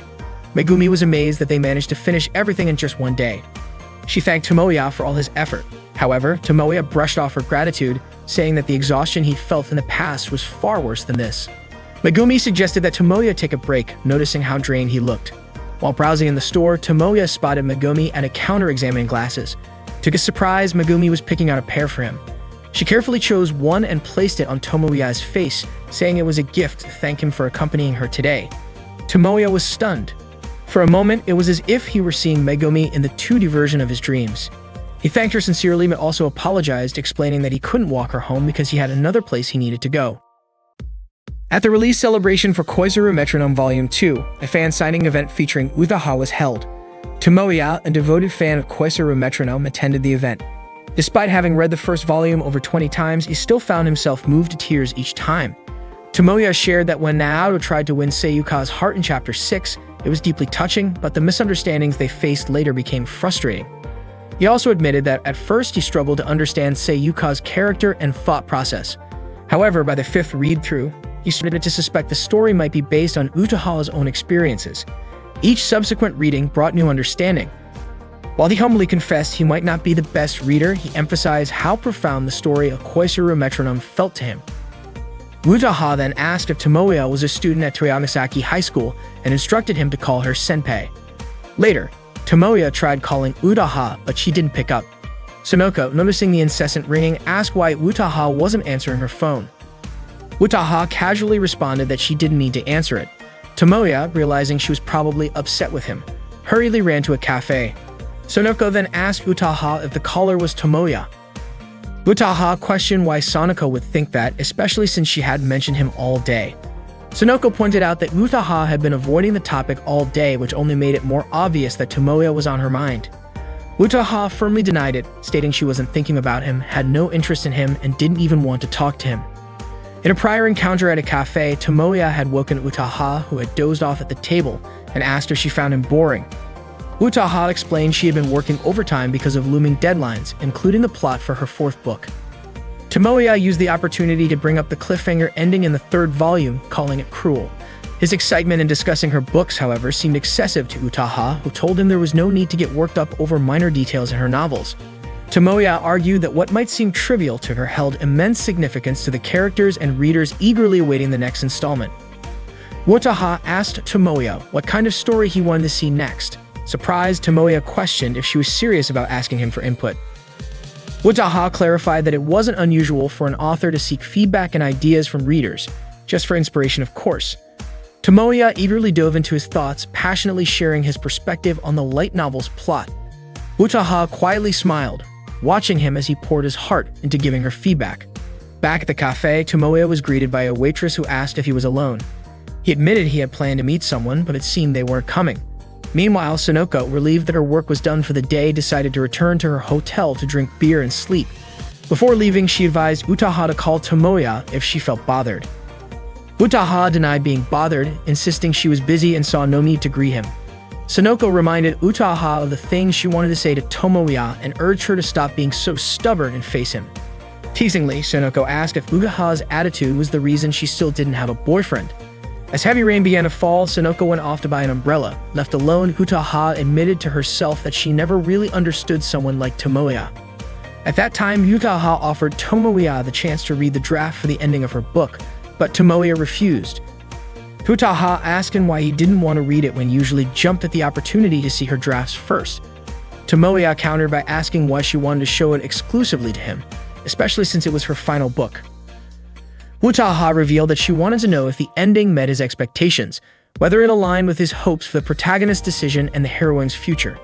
She admitted that Tomoya's response could influence how she finalized the story. Tomoya asked why Utaha didn't have confidence in her own work, but Utaha insisted that she wanted to hear his thoughts and feelings about it. Tomoya, however, responded that what he truly wanted was to see Utaha's decision, not an ending tailored to his preferences. Utaha asked him once more if he would read the manuscript, but Tomoya firmly said he couldn't, as he didn't have the right to do so. Still unsatisfied, Utaha pressed for an explanation. Tomoya finally shouted that he was her biggest fan, and that alone was his reason. It was as simple as that. Months later, Tomoya was still waiting for Utaha to forgive him. 6 months had passed, and he wasn't sure when, or if, that day would come. The last train to Ikebukuro had arrived, but Tomoya suddenly decided not to board after hearing someone bid him goodbye. The voice sounded just like Utaha's farewell 6 months ago when he had escorted her home. Meanwhile, Utaha was sitting in a cafe with Sonoko, though she wasn't really paying attention to their conversation. Her gaze was fixed on the rain outside the window, where she suddenly spotted Tomoya, drenched and gasping for breath. Utaha told him to take a shower in her hotel room. Sonoko asked what Utaha planned to do. Should they kick him out once his clothes dried? Utaha was surprised at Sonoko's bluntness. Sonoko pointed out that Utaha herself had said this wasn't her fault, but Utaha argued that didn't mean she could just send him away, especially since the last train had already departed. Ultimately, Sonoko left the decision up to Utaha, reminding her that the room was now set up for 2 people after they had adjusted their booking earlier at the reception. Sonoko then headed to her room, telling Utaha to meet her in the lobby at 8 a.m. the next morning.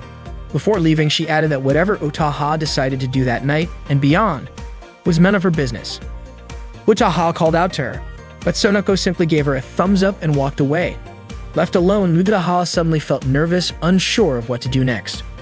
Tomoya, who had fallen asleep on a chair, woke up to the sound of water running in the bathroom.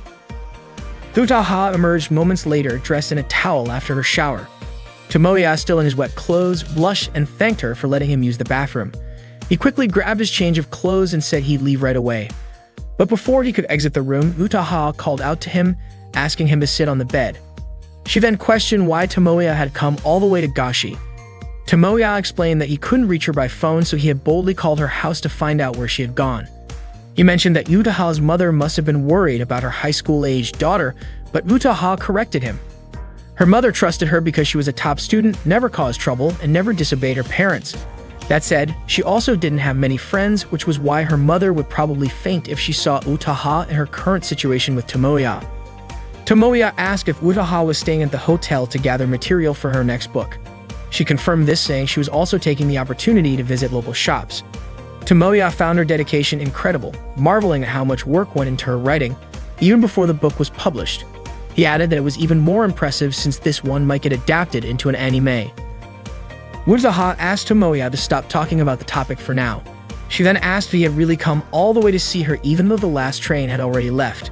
Tomoya admitted it, and Utaha called him a complete fool before resting her head on his shoulder. This made Tomoya nervous, and he suddenly made a bold request to make him a real man. He got down on his knees and pleaded, but quickly clarified that he wasn't being inappropriate. All he wanted was to become a true creator. Utaha, annoyed, stepped on him and asked if he deliberately created this misunderstanding. They began discussing the plot Utaha had written for their project.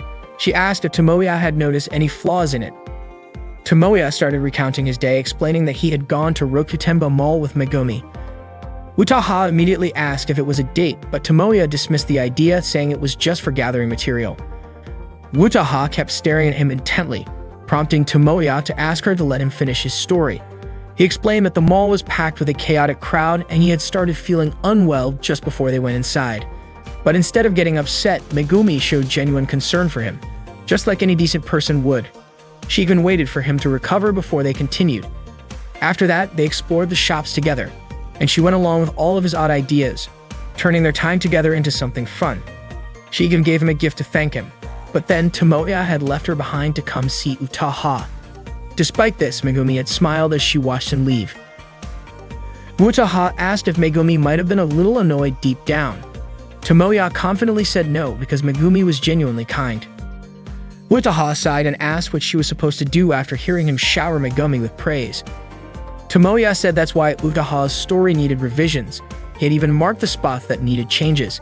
He acknowledged that her plot was incredibly compelling, with a grand scale that felt like a masterpiece, but he argued that it needed adjustments. Utaha pointed out that they were supposed to be even now, so why bother revising it? Tomoya explained that his earlier perspective had changed. If left as is, the main heroine, Meguri, wouldn't be happy. Utaha disagreed, stating that Meguri had accepted her destined path before her reincarnation and had always remained loyal to her beloved older brother. She asked why Tomoya thought she wasn't happy. Tomoya challenged her, questioning if that was really the kind of happiness Meguri would have wanted. He argued that searching for past memories to save her previous life wasn't necessarily the future Meguri desired. Moreover, would the players enjoy seeing Meguri discard the joyful memories she had created up until now? Utaha yelled, asking if it was so wrong to be trapped in the past. Tomoya calmly replied that it wasn't wrong, it was just one option. On one hand, he liked that idea, but on the other, he loved the simplicity of being with Megumi, a normal girl with no extraordinary connection to him. He believed players would enjoy Meguri's character in the game and her daily life, which was already fulfilling. That's why he wanted her to abandon her fate and return to a normal life. He envisioned a route that focused on classic romance rather than the burdens of her past destiny. Utaha asked if such a route would truly be more interesting. Tomoya confidently said yes, believing that Utaha could develop something even more captivating. He wanted more time to grow closer to Meguri, to have their friends get sick of seeing them together, to go on dates, exchange meaningful looks, kiss. And since it was an all-ages game, leave it at that. Utaha then asked Tomoya if he thought they should just forget the story they had built so far, saying it would be pointless to remain shackled to the past. Tomoya replied that the past still held value. The idea of a love buried for 100 years was incredibly moe, especially since Meguri was a yandere. He added that the thought of them both cherishing their shared memories sounded perfect, abandoning everything else to live in a world that meant so much to them. However, he reminded Utaha that the story had to remain all ages, so it could only go as far as a kiss. Utaha called Tomoya indecisive. Tomoya chuckled, saying that's the charm of a true dating sim game protagonist. Utaha sighed but began revising the story, asking for feedback on some sample lines she had written. Tomoya suggested making them even more unique. Utaha admitted it was the first time in her career she'd received such feedback. Tomoya explained that if Utaha made the character as plain as possible, players would be caught off guard when a drastic change occurred and the character suddenly became sweet. Utaha understood the appeal of a gap moe. Tomoya continued, explaining that the character could return to being plain after the sweet moment, leaving players feeling as if there was no sweetness at all. Utaha called such a character ridiculous, but Tomoya insisted that people like that really exist in real life. Utaha, however, was reluctant to admit that a main heroine could have such a personality. The two continued discussing until 5 a.m. As the hours dragged on. Utaha began to type furiously, her frustration seeping into her work. She even shouted while typing, leading Tomoya to wonder if she had been possessed by a yandere little sister. Utaha kept yelling, swept up in the intensity of the story she was crafting. Tomoya tried to calm her down, but she snapped at him, asking if it was so wrong for a writer to fall in love with their own work. Didn't writers pour their hearts into their stories for the sake of their fans? Tomoya replied that it wasn't wrong, but those words should come from the main character, not the writer. By morning, Utaha was preparing to leave. She woke Tomoya and cheerfully said good morning, then mentioned that she had a full day of work ahead. Tomoya sympathized, saying it must be tough being Utaha. She replied that as long as she was doing what she loved, no amount of effort would feel burdensome. She teased Tomoya, saying he still looked exhausted from their passionate night. The ambiguity of her words made Tomoya flustered, and he yelled that she probably meant their intense brainstorming session. Utaha reminded him to check out of the hotel before 10 a.m. and that all he had to do was return the key. She then remarked how much she had enjoyed what they did last night. Tomoya begged her to stop with the teasing, but Utaha confessed that working on something together with him had been truly enjoyable. She had confirmed it for herself the night before and officially welcomed him as a creator. She was confident in his abilities, saying he had the passion to bring his ideas to life and the creativity to back it up, all of which was evident in his expressions. She reminisced about how a year ago she had poured her blood, sweat, and tears into her writing, all for the sake of winning over stubborn, difficult, and demanding fans. She had revised her work repeatedly and faced numerous challenges during the editing process, but even in the toughest moments, her heart had never wavered, and she had finally completed her story. That was the experience she wanted to share with Tomoya. She invited him to pour their blood, sweat, and tears into their work together from now on. Tomoya smiled at her words. After leaving the room, Utaha sent him a photo she had taken of him while he was asleep. Tomoya was startled and let out a loud yell in surprise. Today, Tomoya went to Airiri's house because she had asked him to. Curious about her reason, Tomoya questioned why she had called him over. It turned out Airiri was genuinely in trouble. Tomoya teased her about speaking with an English accent, despite her English grades being worse than his. Airiri revealed that she was running out of time to finish the script for the upcoming summer comic market. Tomoya had a feeling that was the issue and criticized her for getting into such a predicament. However, Airiri blamed him for dragging her into a chaotic situation that delayed her progress. Understanding her frustration, Tomoya promised to take responsibility for it. His declaration left Airiri stunned, and she asked what he planned to do about it, whether he'd handle the preparations, post an announcement on their website, or negotiate with a local printing company. Instead, Airiri asked Tomoya to review her storyboard and brainstorm ideas for the plot and setting. Tomoya hesitated, claiming he wasn't experienced with doujin works. Airiri insisted that there was no other choice but to rely on an anime fanatic like him. She compared him to a broken arrow or sinking reeds, which are Tomoya, who still hadn't agreed to help.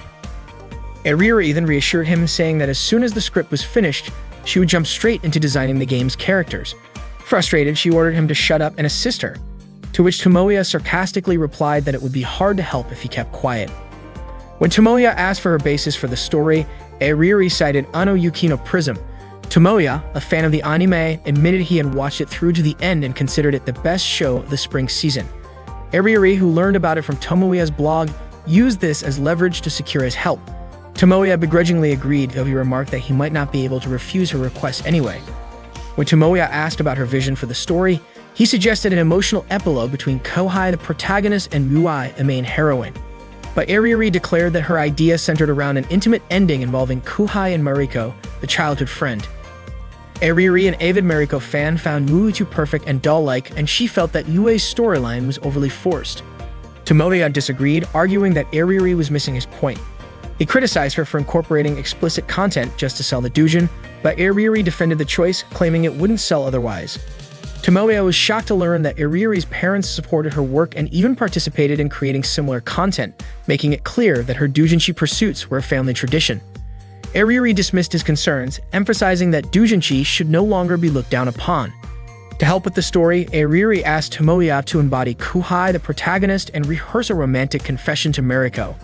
The two began acting out the script, and as they followed the dialogue, Tomoya suddenly questioned why Airiri had changed into an outfit resembling Mariko's.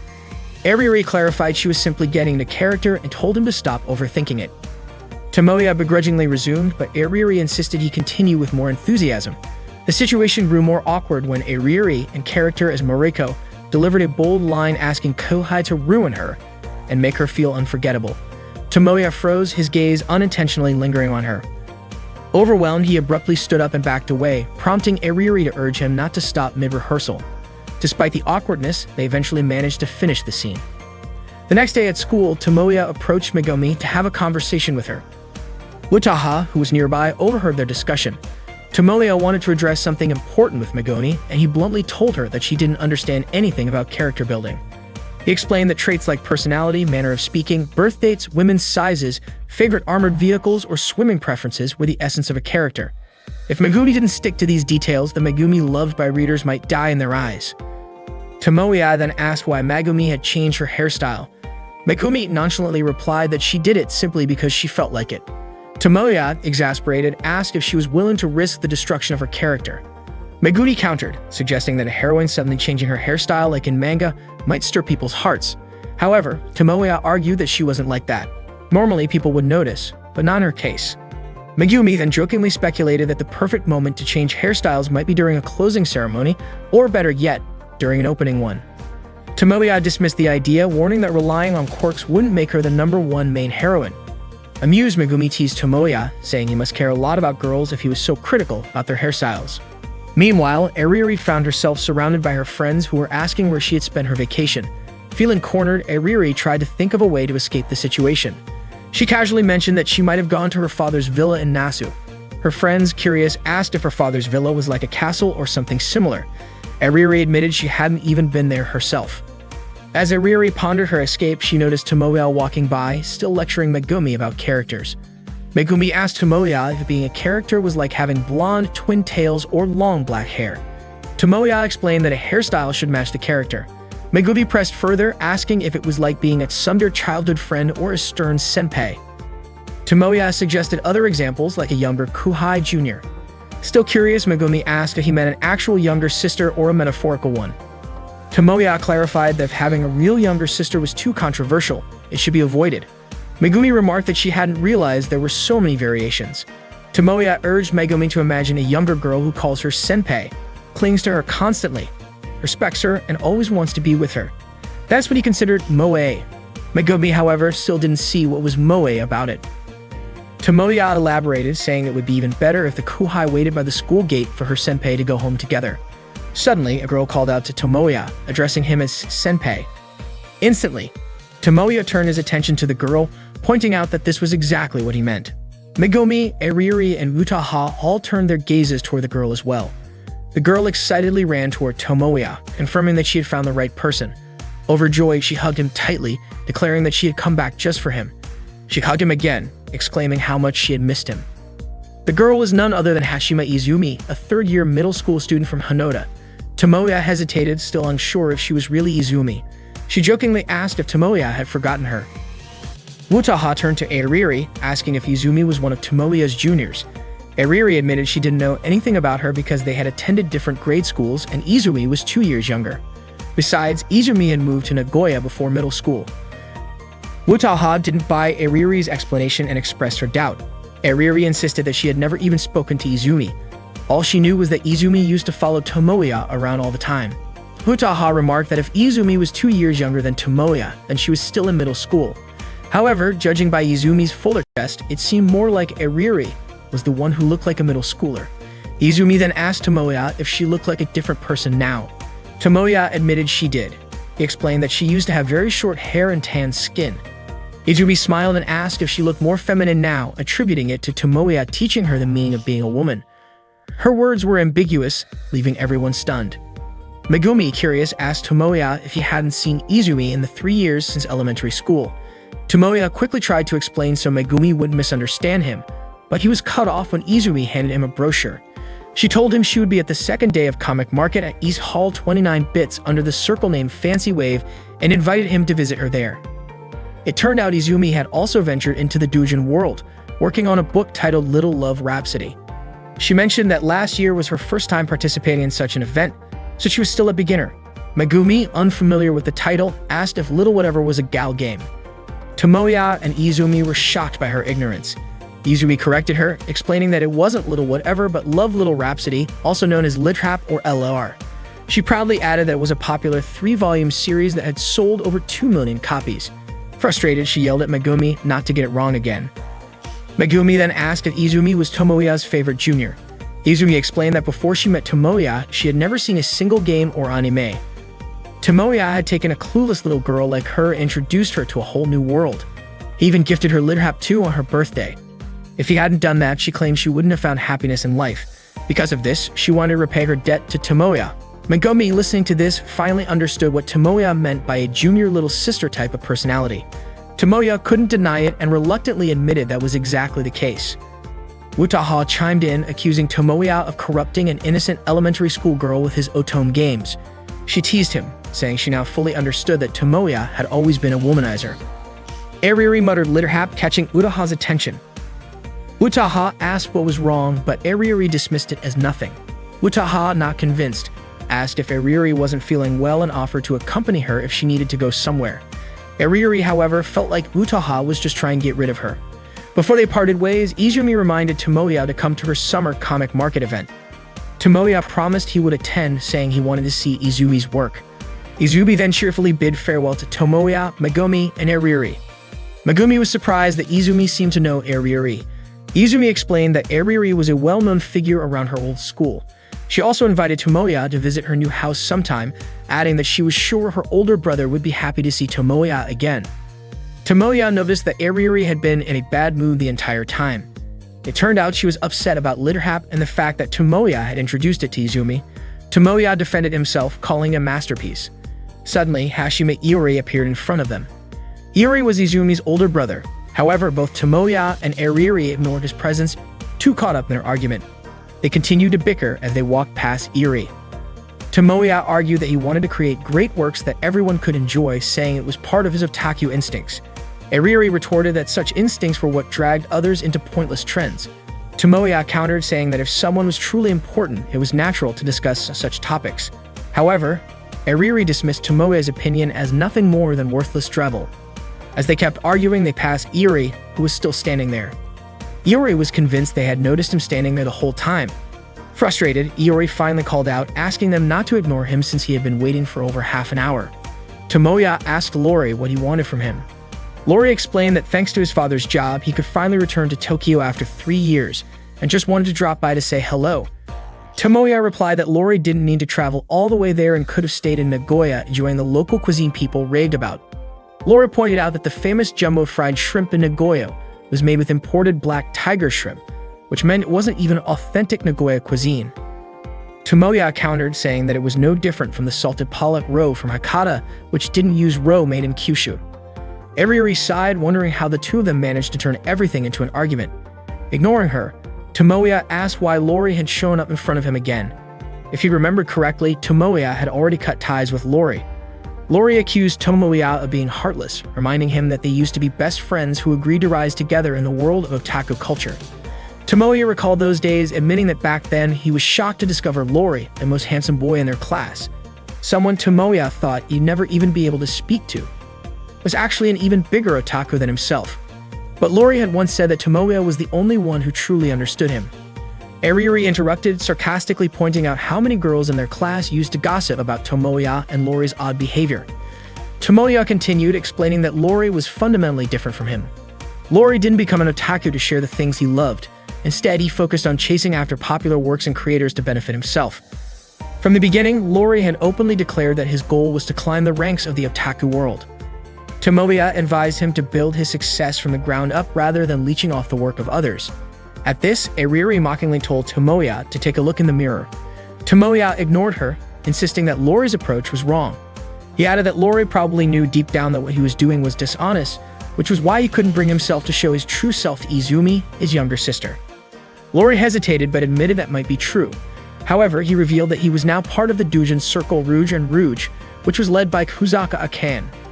Tomoya, stunned, asked if Akane was the legendary creator who hadn't appeared in public for over a decade. Lori confirmed it and explained that he had done whatever it took to be accepted into the circle. He was proud, saying that the methods Tomoya so harshly criticized had worked out well for him. With that, Lori handed Tomoya his business card and said he looked forward to working with him. Ariri scoffed, dismissing the card, saying she didn't need one from a greedy thug like Lori, who exploited the Doujin scene. Lori, ignoring her insult, addressed Ariri directly and revealed that his circle was highly interested in her. Tomoya was shocked to learn that Lori already knew Ariri's secret identity as a Doujin artist. But that wasn't all. Lori and his circle also knew that Tomoya was working on a game project with Ariri and Wutaha. He went so far as to call Tomoya the producer behind the grand design that was creating a buzz in the industry. Tomoya denied the claim, insisting he wasn't trying to break into the industry. Lori then revealed that his circle was coincidentally working on a project with the exact same concept. They were already hiring animators for it, and Lori declared that the two groups were now rivals. With a smug smile, Lori provocatively asked whether Tomoya's fledgling circle deserved someone as talented as Airiuri, or if she would shine brighter with Rouge and Rouge. Airiuri recalled moments spent with Tomoya from when they were kids. They had been very close since childhood, both sharing a deep love for animation. Their closeness, however, often attracted the disapproval of those around them. This morning, Airiuri stared at the bright blue sky, grumbling about the scorching heat. Today, Tomoya was helping Airiuri finish her comic for the upcoming summer comic market. Megumi arrived with a variety of snacks. Seeing how busy they were, she asked if today wasn't supposed to be a character design briefing. Tomoya responded, mentioning the main heroine Megumi was modeling. Looking at the animated drawing they were working on, Megumi noted that it seemed overly suggestive and asked if she had ever been informed about needing to undress for this. Tomoya clarified that the current project had nothing to do with their game. It was a script for Airiuri's circle for the summer comic market. Airiuri apologized to Megumi, explaining that she was racing against a deadline.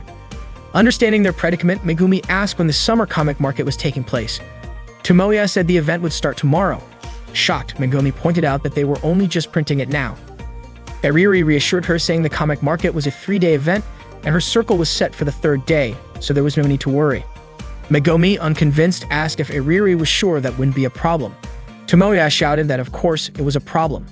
He mentioned how it would be bad enough if only the printing costs increased, but if they had to sneak into the printing shop during the Obon holiday, things would get truly dire. Despite Tomoya helping with the storyboard, he complained about why Airiuri was still pulling 11-hour shifts. Airiuri simply replied that as a creator, she had no excuse not to finish everything. Megumi called her cool for her dedication, though Tomoya disagreed. Megumi remarked that regardless, the summer comic market would arrive soon enough. Tomoya told Megumi that this particular comic market was just the beginning of a battle, with their real challenge being the winter comic market later in the year. He claimed this was the start of a legend, a debut for the greatest gal game production ever, one that would revolutionize the doujin world.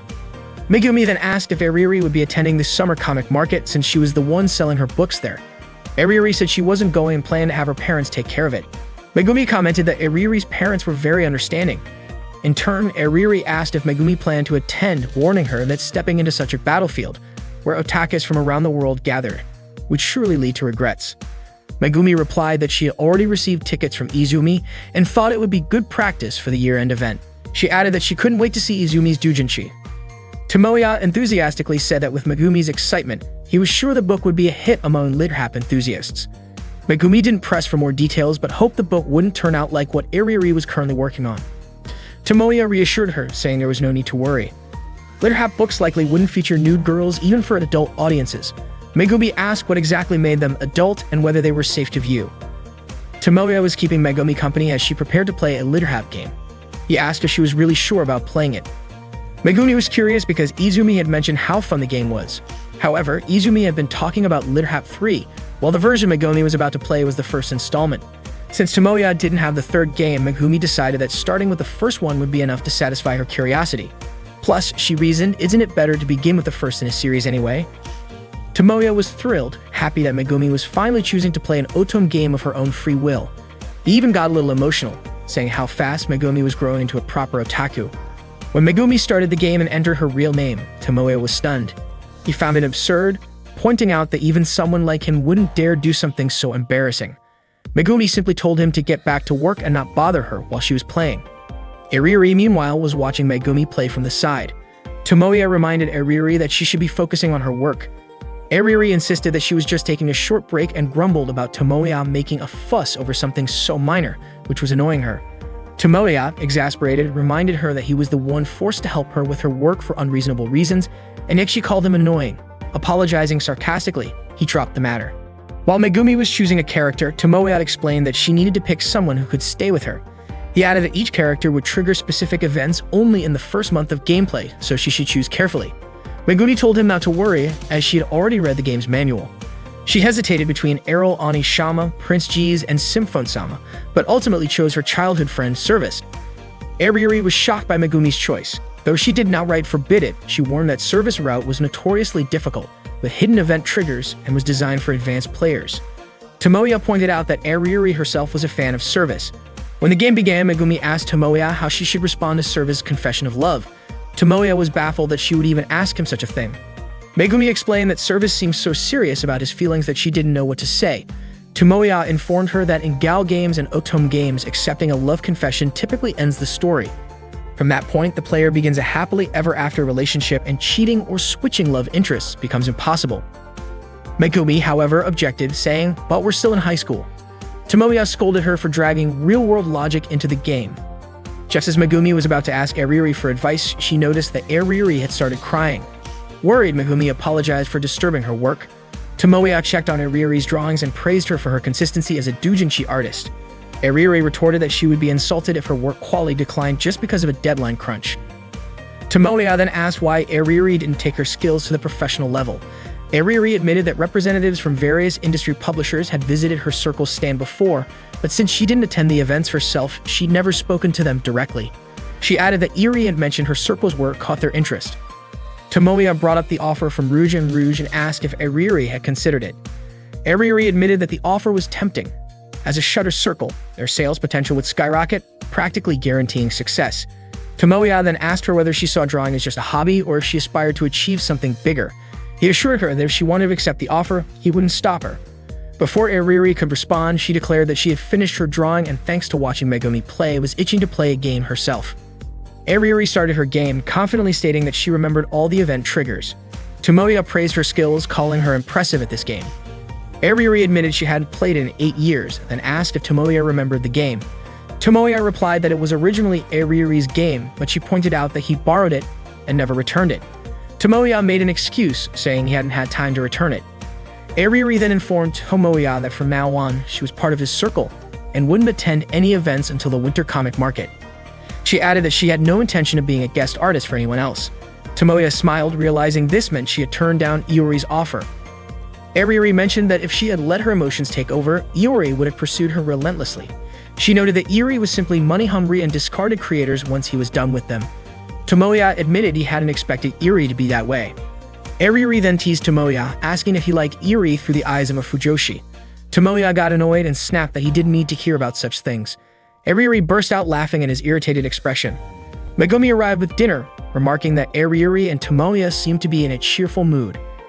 Ariri, however, was surprised that Megumi was casually cooking dinner at a guy's house as if it were no big deal. That day, Tomoya and Megumi visited Comic Market at Izumi's invitation. Tomoya was bursting with excitement, urging Megumi to hurry as registration for circles was about to close. They climbed what Tomoya referred to as the legendary stairs, a staircase that made anyone want to shout, "Everyone is trash." From the top, they could see a sea of people lined up to enter the event. Tomoya smugly mentioned that unlike those people, they didn't have to wait in line because they were among the elite, granted special circle tickets by the event organizers. This, he joked, made it fair to treat others like trash. Megumi, however, warned him not to act that way. When they arrived at Izumi's booth, Izumi was overwhelmed with emotion upon seeing them. She immediately hugged Tomoya tightly, clinging to him with enthusiasm. Tomoya was shocked, particularly by the sensation of Izumi's chest pressing against him. Megumi, feeling uncomfortable, pointed out that she was also there. Izumi, seemingly oblivious, called Megumi Tomoya's girlfriend and thanked her before bursting into tears again and hugging Tomoya once more. Annoyed, Megumi told Izumi to let go and called her a stray cat. However, Tomoya noted that Megumi's tone was too flat to sound genuinely angry. Afterward, Tomoya and Megumi helped Izumi prepare her booth. Once they finished, Izumi expressed her gratitude. Megumi looked around and asked if that was all the preparation she needed to do. Izumi confirmed, saying all that was left was waiting for the hall to open. Curious, Megumi asked why other booths nearby seemed so busy. Tomoya explained that those circles were top tier, selling thousands of copies and raking in millions or even tens of millions of yen during peak days. Because of their success, they attracted significant attention, even from the National Tax Agency. Izumi chimed in, saying that compared to those circles, she was thrilled to sell even half of 100 copies. Her circle, Fancy Wave, always operated in the red. Feeling guilty, Megumi apologized for her earlier question. Tomoya reassured her, noting that over 90% of the circles participating in Comic Market were in similar situations. Izumi added that selling doujinshi in person carried a deeper meaning than simply selling them online. She explained that the event brought together people who shared similar interests, allowing them to showcase their work, bond over their passions, and enjoy meaningful conversations. Megumi, now understanding, remarked that the people here were like Tomoya and Izumi. Tomoya, offended, asked why Megumi looked so disgusted when she said that. Izumi explained that Comic Market was filled with doujinshi, fueled by dreams and camaraderie. She admitted that even though she had only been active in the doujinshi world for a year, she had already gained incredible experiences and memories. Tomoya opened one of Izumi's comics, immediately intrigued by its content. Izumi told him that even if her book didn't sell out, even if she couldn't visit other circles to buy their books because she had to guard her own booth alone, and even if she had to lug around a heavy suitcase full of unsold books, she was sure she wouldn't cry. Megumi reassured Izumi, saying she didn't need to hold back from buying other books today, since both she and Tomoya were there to help. Izumi thanked Megumi, once again calling her Tomoya's girlfriend. Megumi asked Izumi to just call her by her name instead. After flipping through the comic, Tomoya asked Izumi how long she had been creating doujinshi. Izumi replied that it had only been a year. Before that, she was just a reader and buyer. Tomoya, surprised, told her he would make sure all her books sold. As Comic Market officially opened, Tomoya hurried off somewhere. Izumi, noticing Megumi engrossed in one of her comics, asked where Tomoya had gone. Megumi calmly assured her that he would be back soon. It turned out Tomoya had gone to print a large poster featuring a page from Izumi's comic. Izumi asked Megumi if she wasn't worried about Tomoya's sudden disappearance, but Megumi said that in reality, she was the one who was being ignored by Tomoya. She understood that right now Tomoya was focused on helping Izumi. Izumi was surprised by Megumi's awareness and trust in Tomoya, but Megumi explained that it wasn't about trust. She just knew because she didn't trust him at all. Tomoya returned carrying a board and quickly started setting it up at Izumi's booth.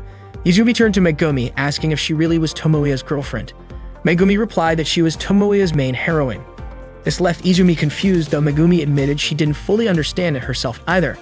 Suddenly, Tomoya apologized for taking so long and asked how many books had sold so far. Megumi told him about 30, which meant there were still 70 left. Without hesitation, Tomoya mounted the poster on the board and put it on display. Izumi was shocked by what he was doing, asking why he had printed such a large poster. She felt embarrassed, especially since the page feature wasn't finished.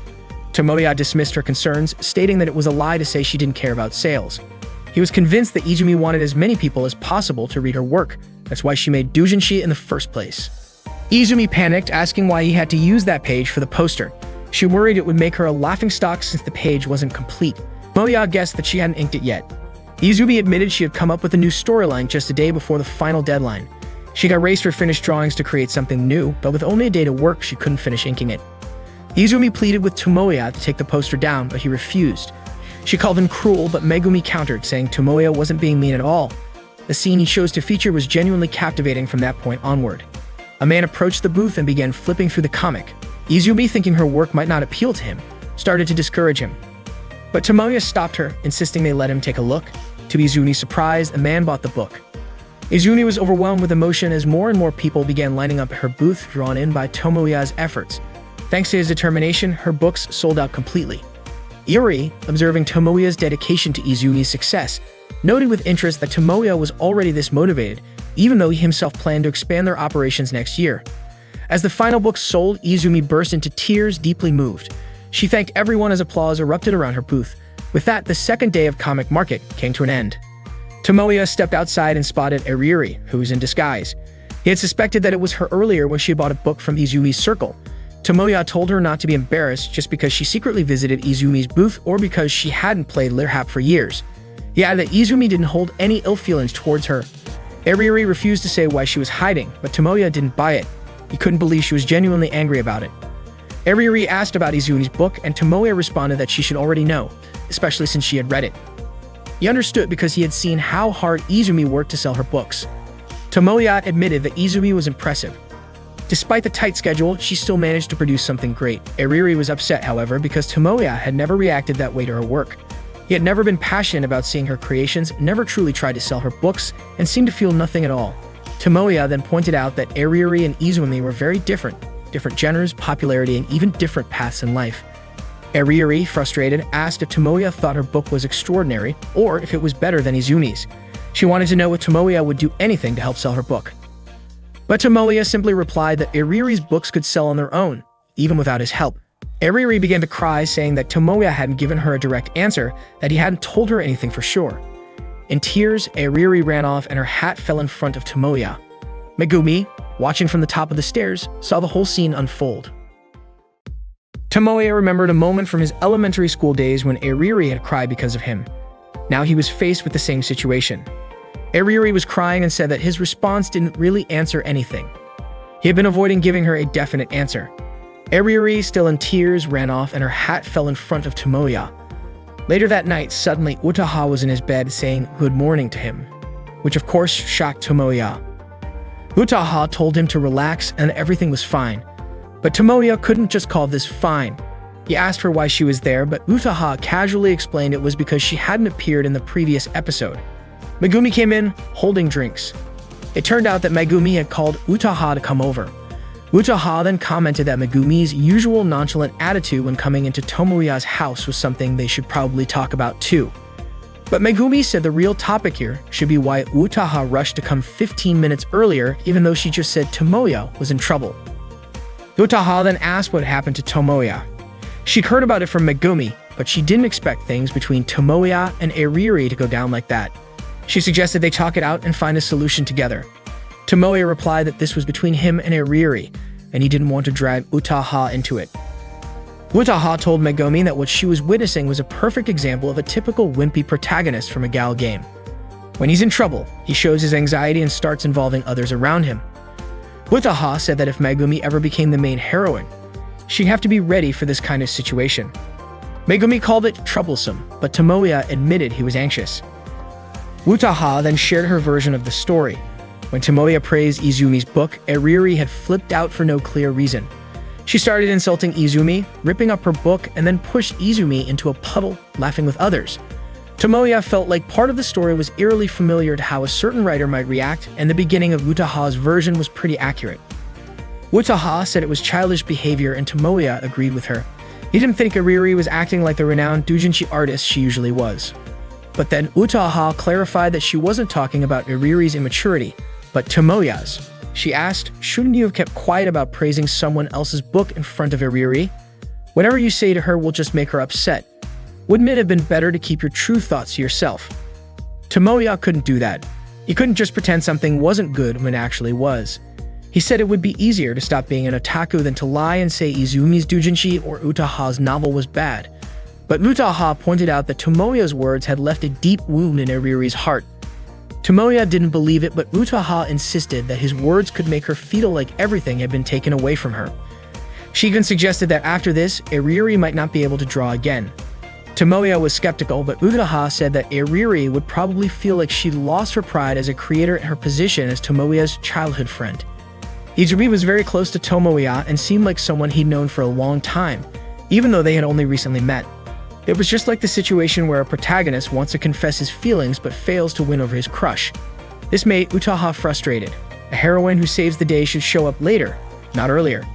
Utaha told Tomoya that in order for their group to get through this, he needed to fight for the love of his childhood friend. Tomoya said that it should have been a touching moment, but Utaha ruined it by calling him a wimpy protagonist. Utaha added that vague memories, beautiful moments, and childhood promises should be used to win over Eriri. Tomoya then asked if Eriri would even be affected by that. Megumi was confident it would work, and she added that Tomoya should aim to be the heroine, not the protagonist, just like in light novels. Today was the third day of comic market, and Eriri had locked herself in her room. Her parents were leaving to attend the summer comic market as today marked the start of the holy battle, the day for men to go into the fray. Eriri simply told them to have fun. Her mother reminded her about the family party that evening. Eriri replied that she wouldn't embarrass her parents. Meanwhile, Utaha was still lying on Tomoya's bed, sniffing his blanket.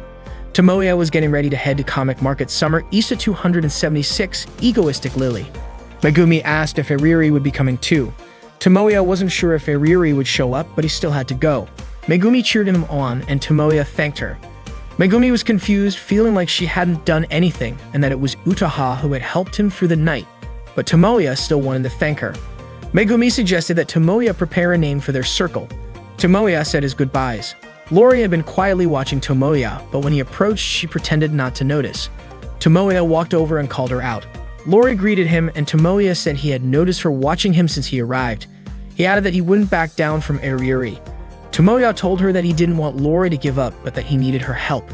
Lori asked what he needed help with. Tomoya explained that he needed help bringing Eriri back into their circle.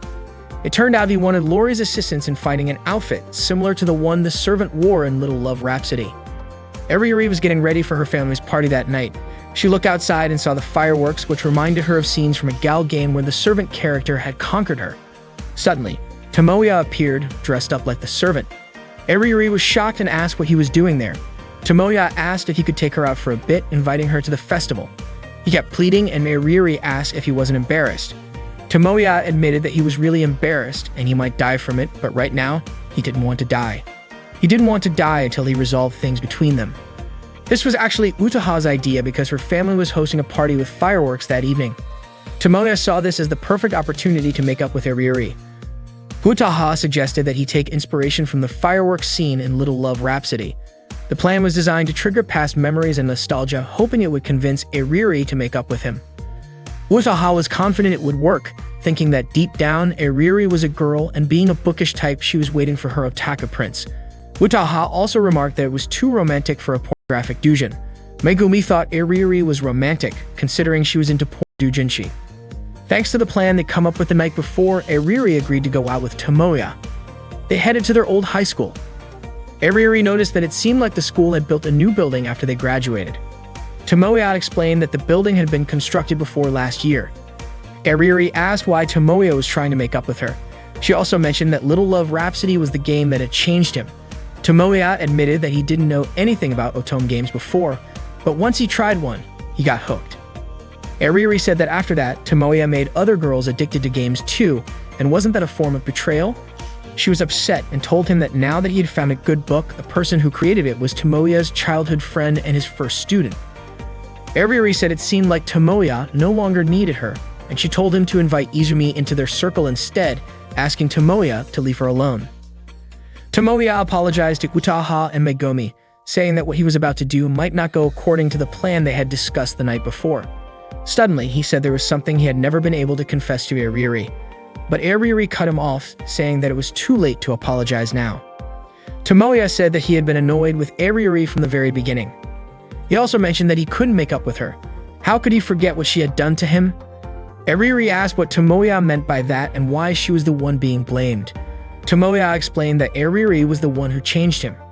8 years ago, both Eriri and Tomoya became otaku, but their friends teased them, causing Tomoya to get into a fight. After that, they stopped being friends because Eriri was too embarrassed. Eriri was the one who started it all, pretending to stop being an otaku and then finding new friends while ignoring him. Eriri asked if Tomoya was still holding a grudge over something so trivial. Tomoya got angry, asking how she could think it was something trivial. Eriri explained that she did it because she couldn't do anything about it. Tomoya snapped, asking if finding new friends was that important to her. Was it more important than talking about anime with him? He also said that Eriri had once been so valuable to him that he was willing to be hated by all the other guys just to protect their time together. She was the only one he had. Tomoya admitted that it took years for him to be able to speak normally with others, but even so, he would never forget the cruel way Eriri had treated him.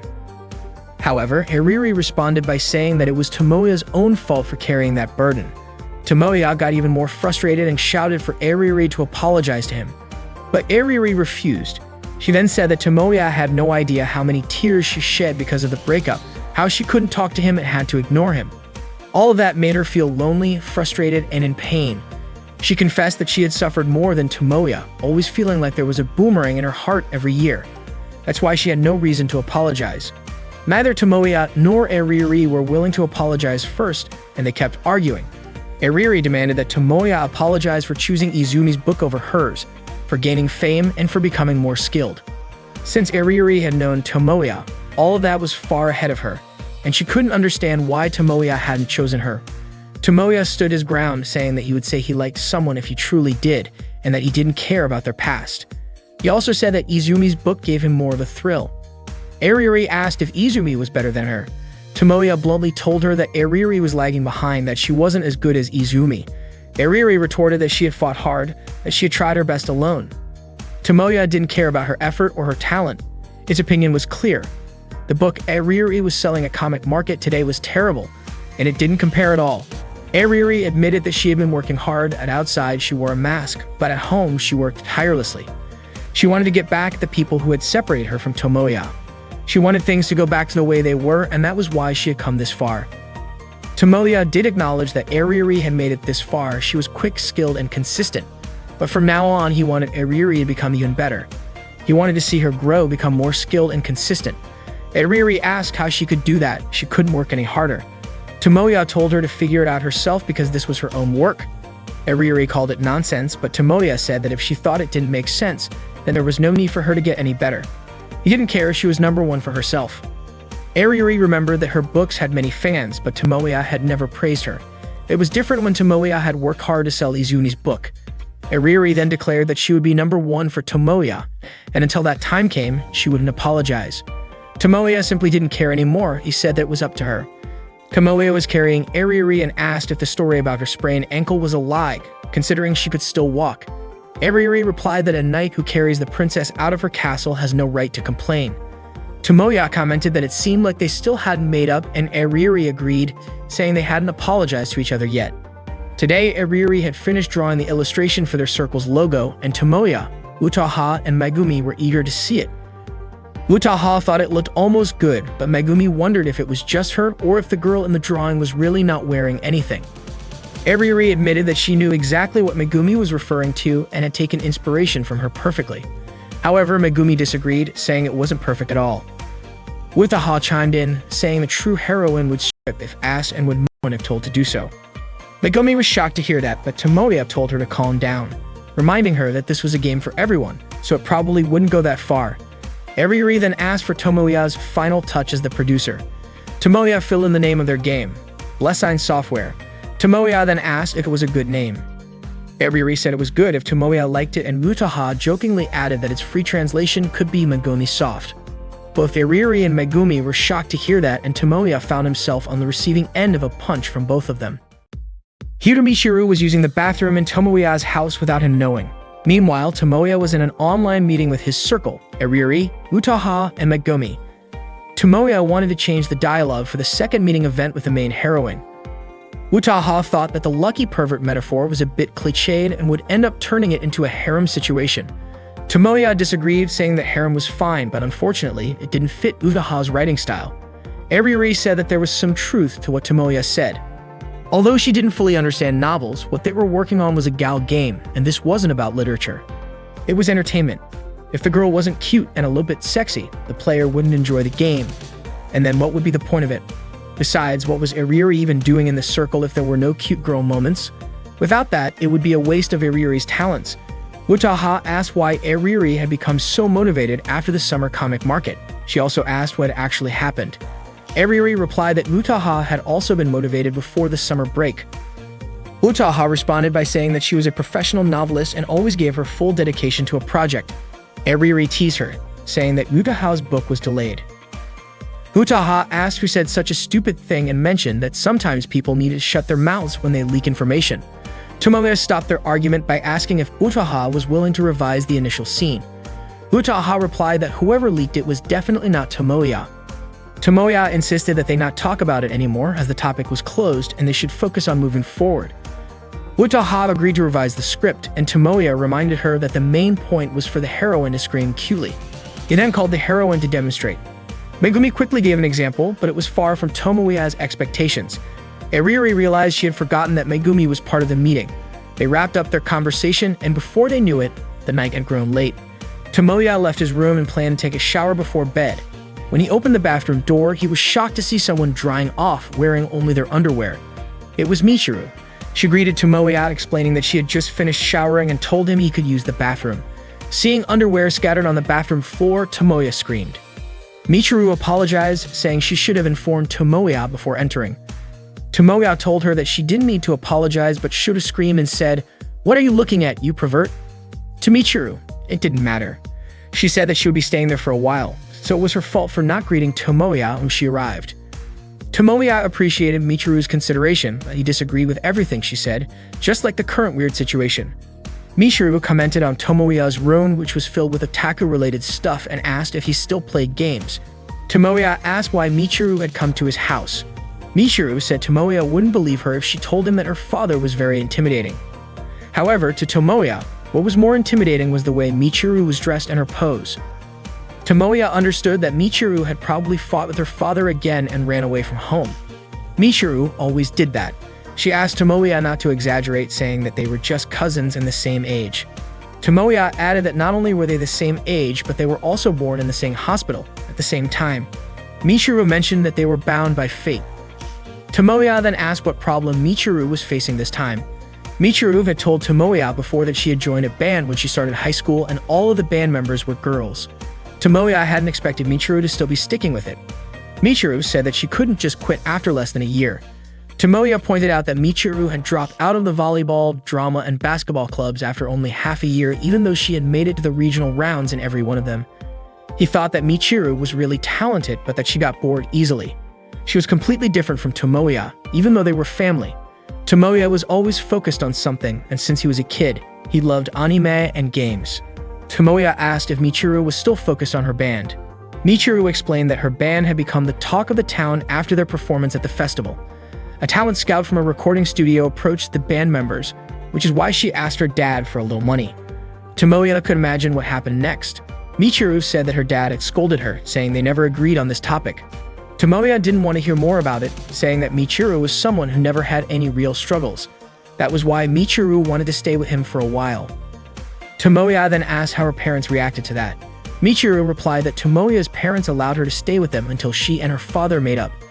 Tomoya was surprised by how relaxed her parents were, especially since they never really showed up. Tomoya saw this as a problem. First, Michiru's clothes were way too revealing, but Michiru didn't think it was a big deal since no one else was around. Tomoya said that he was there and he was a high school boy. Michiru jokingly replied that Tomoya was the only boy who saw her like this, and she called it a bonus for him.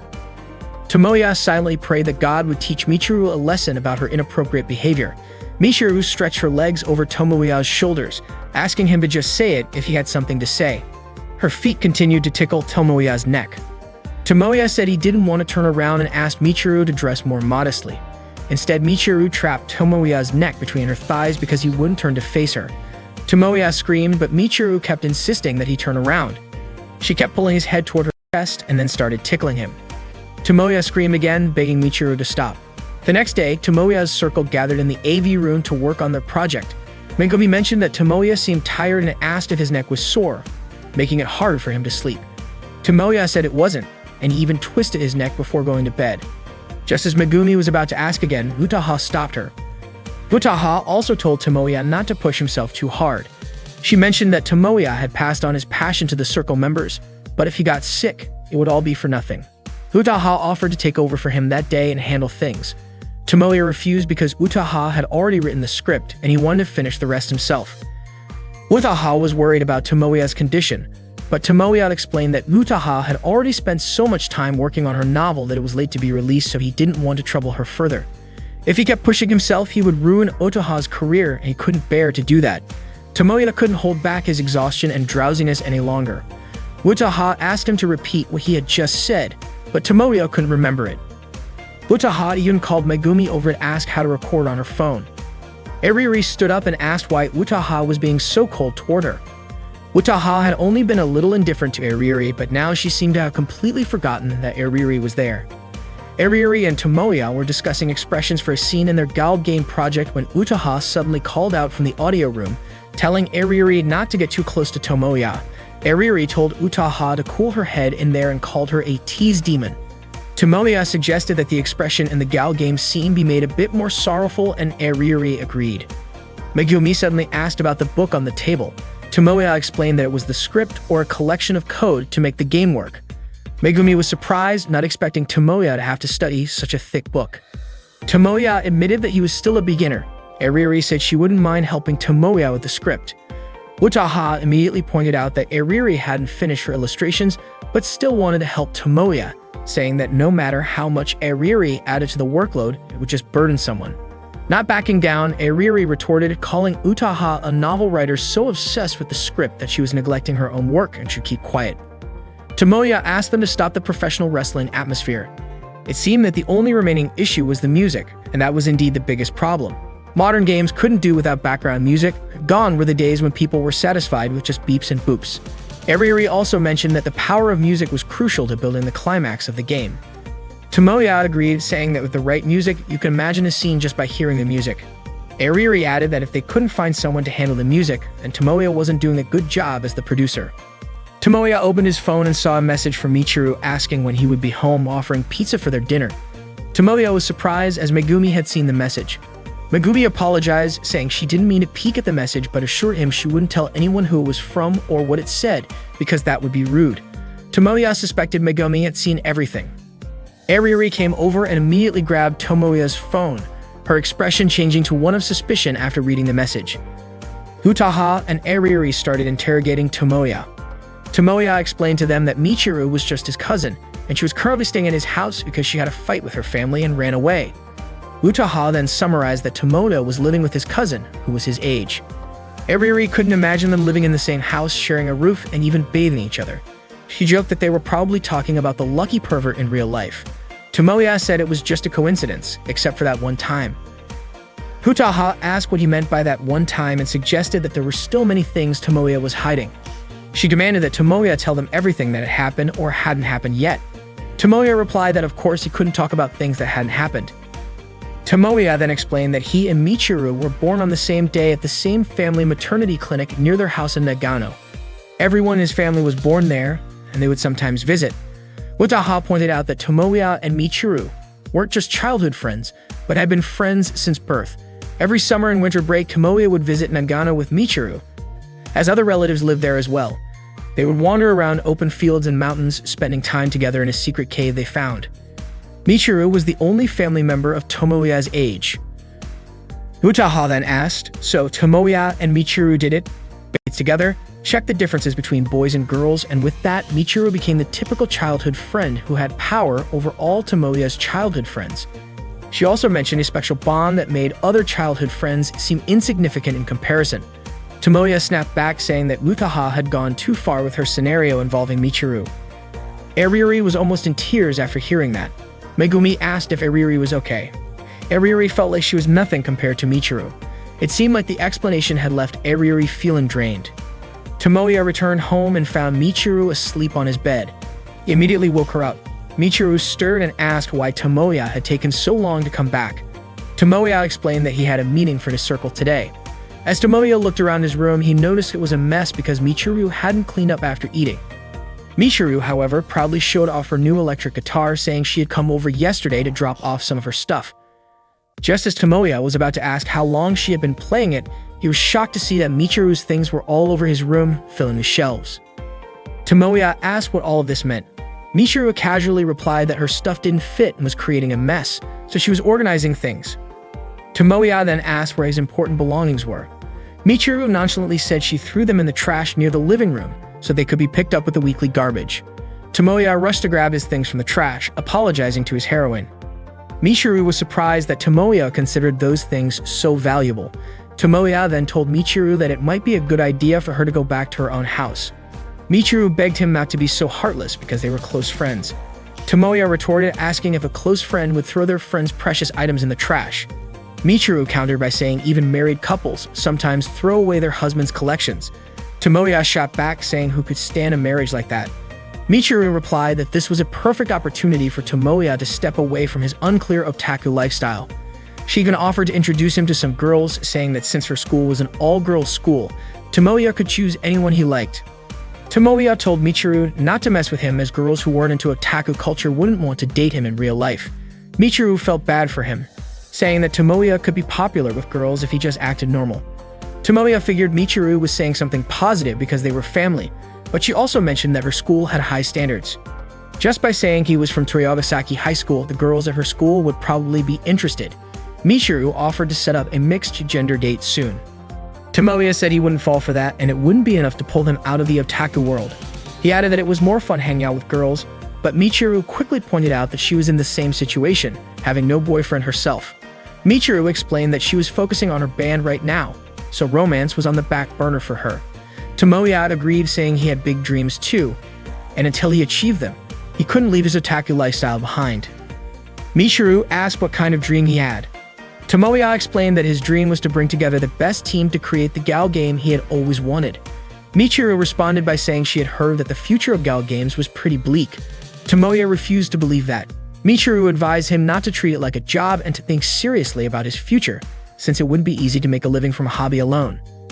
She also asked if Tomoya's mother hadn't said anything to him, especially since he only had a year left to decide his future. Did he really want to be someone who wasn't responsible? Tomoya got upset and told her that someone who had run away from home didn't have the right to lecture him. He finished tidying up his room and Michiru told him to take a shower. Tomoya warned her that she could play the guitar but not if she plugged it into the amp, as it could disturb the neighbors. Tomoya was fed up and even considered calling Michiru's dad to come pick her up. Michiru ignored his warning and plugged her guitar into the amp, starting to play. Tomoya grew frustrated hearing the sound and he stormed out of the bathroom to yell at her. As he muttered in annoyance at the sound of the guitar, he suddenly realized that the music actually felt like it would work as a soundtrack for a scene in his Gal game project. Without realizing it, Tomoya had already walked over to Michiru. She apologized to him and Tomoya offered her the chance to join him in creating the greatest Gal game. Michiru was taken aback, but her surprise grew even more when Tomoya's towel accidentally slipped off his body. Today, Tomoya invited Utaha and Eriri to his house to introduce them to Michiru. Tomoya introduced Eriri as the one in charge of illustrations and Utaha as the one handling the script. When Eriri saw Michiru's outfit, she couldn't believe there was a girl dressed so revealingly in front of a guy. Utaha then asked Tomoya to explain his real intentions behind introducing Michiru to them.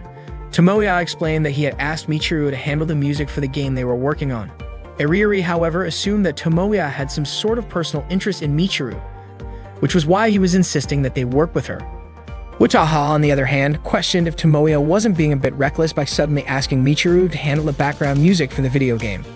Tomoya said his decision wasn't made lightly and he was confident that when Utaha heard the music, she'd definitely be interested. Suddenly, Michiru grabbed Tomoya's neck and told him not to make decisions for her because she hadn't even agreed to his offer yet. Eriri saw how close they were and realized that they had been childhood friends. Just then, Megumi came in with drinks and snacks, but she was shocked to see Eriri's expression. Utaha even guessed that Eriri must feel useless now, and called her a fake, cheap imitation of a childhood friend. Utaha's words hit hard, making Eriri feel really down.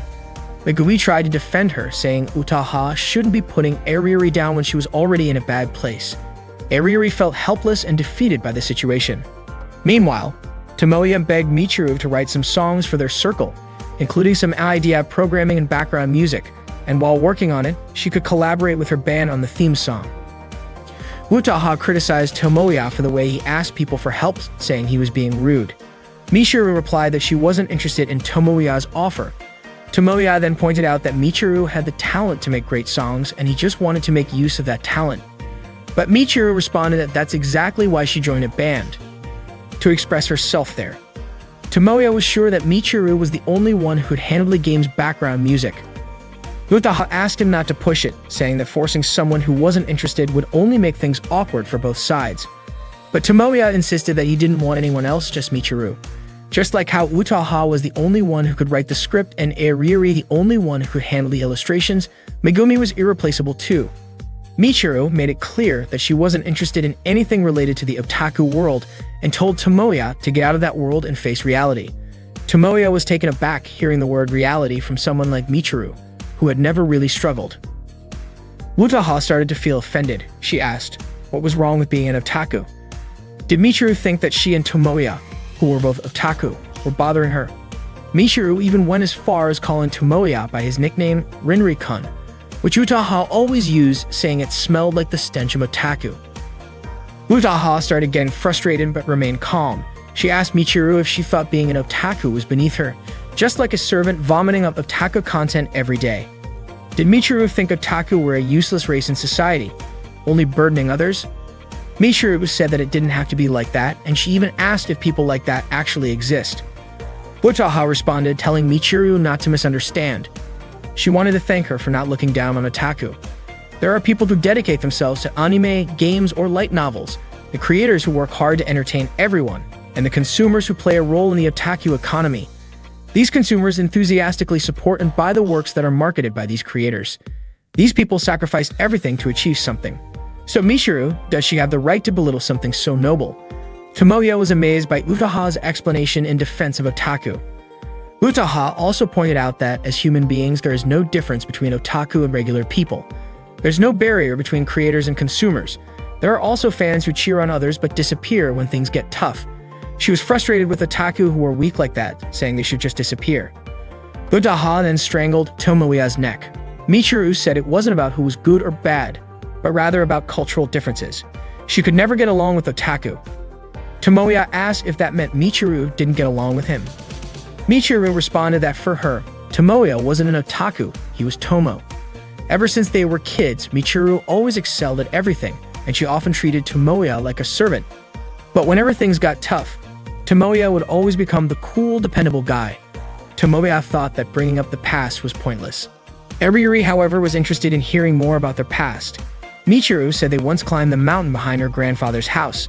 She got so excited and ran too fast, twisting her ankle and being unable to walk. The place was really scary too.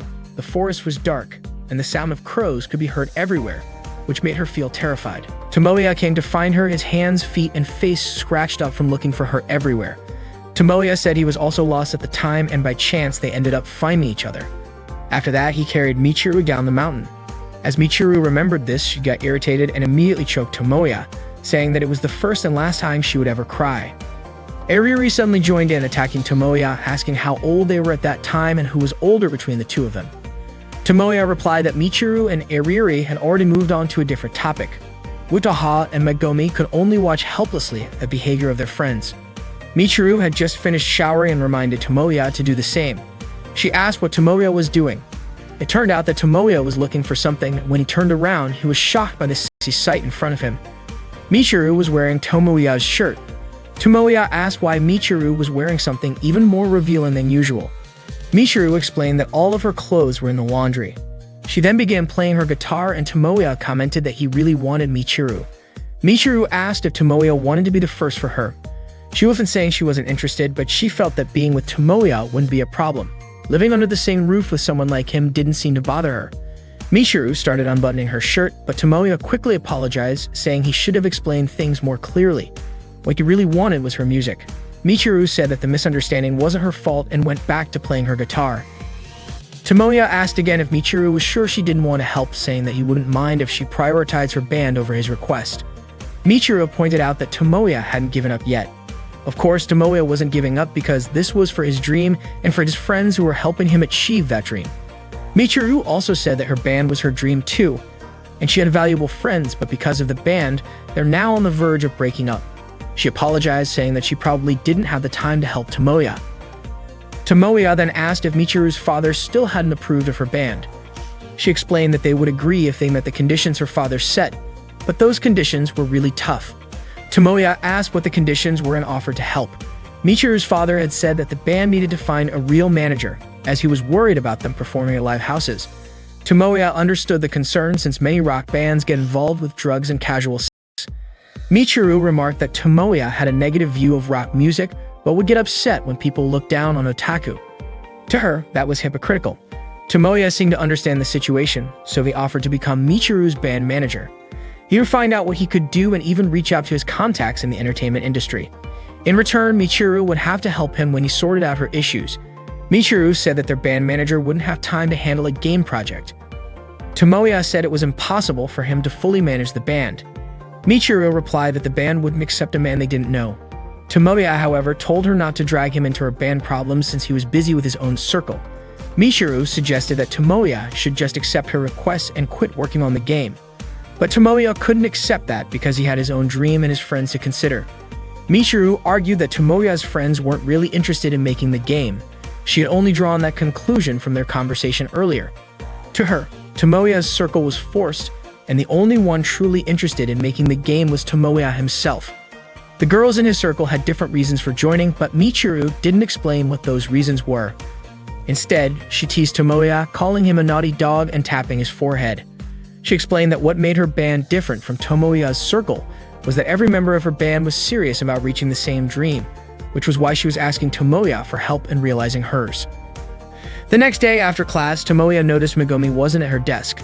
Suddenly, Yoshihiko invited him to hang out in Akihabara that weekend. Tomoya wasn't really interested but asked if Yoshihiko had seen Megumi. Yoshihiko said that Megumi had left right after the bell rang. He then asked why Tomoya and Megumi had been so close lately, especially since Megumi was a 3D girl. Tomoya replied that while he liked 2D girls, he never said he hated 3D girls. Yoshihiko asked if Tomoya and Megumi were dating, adding that Megumi was so sweet and wondered if someone like Tomoya could actually date her.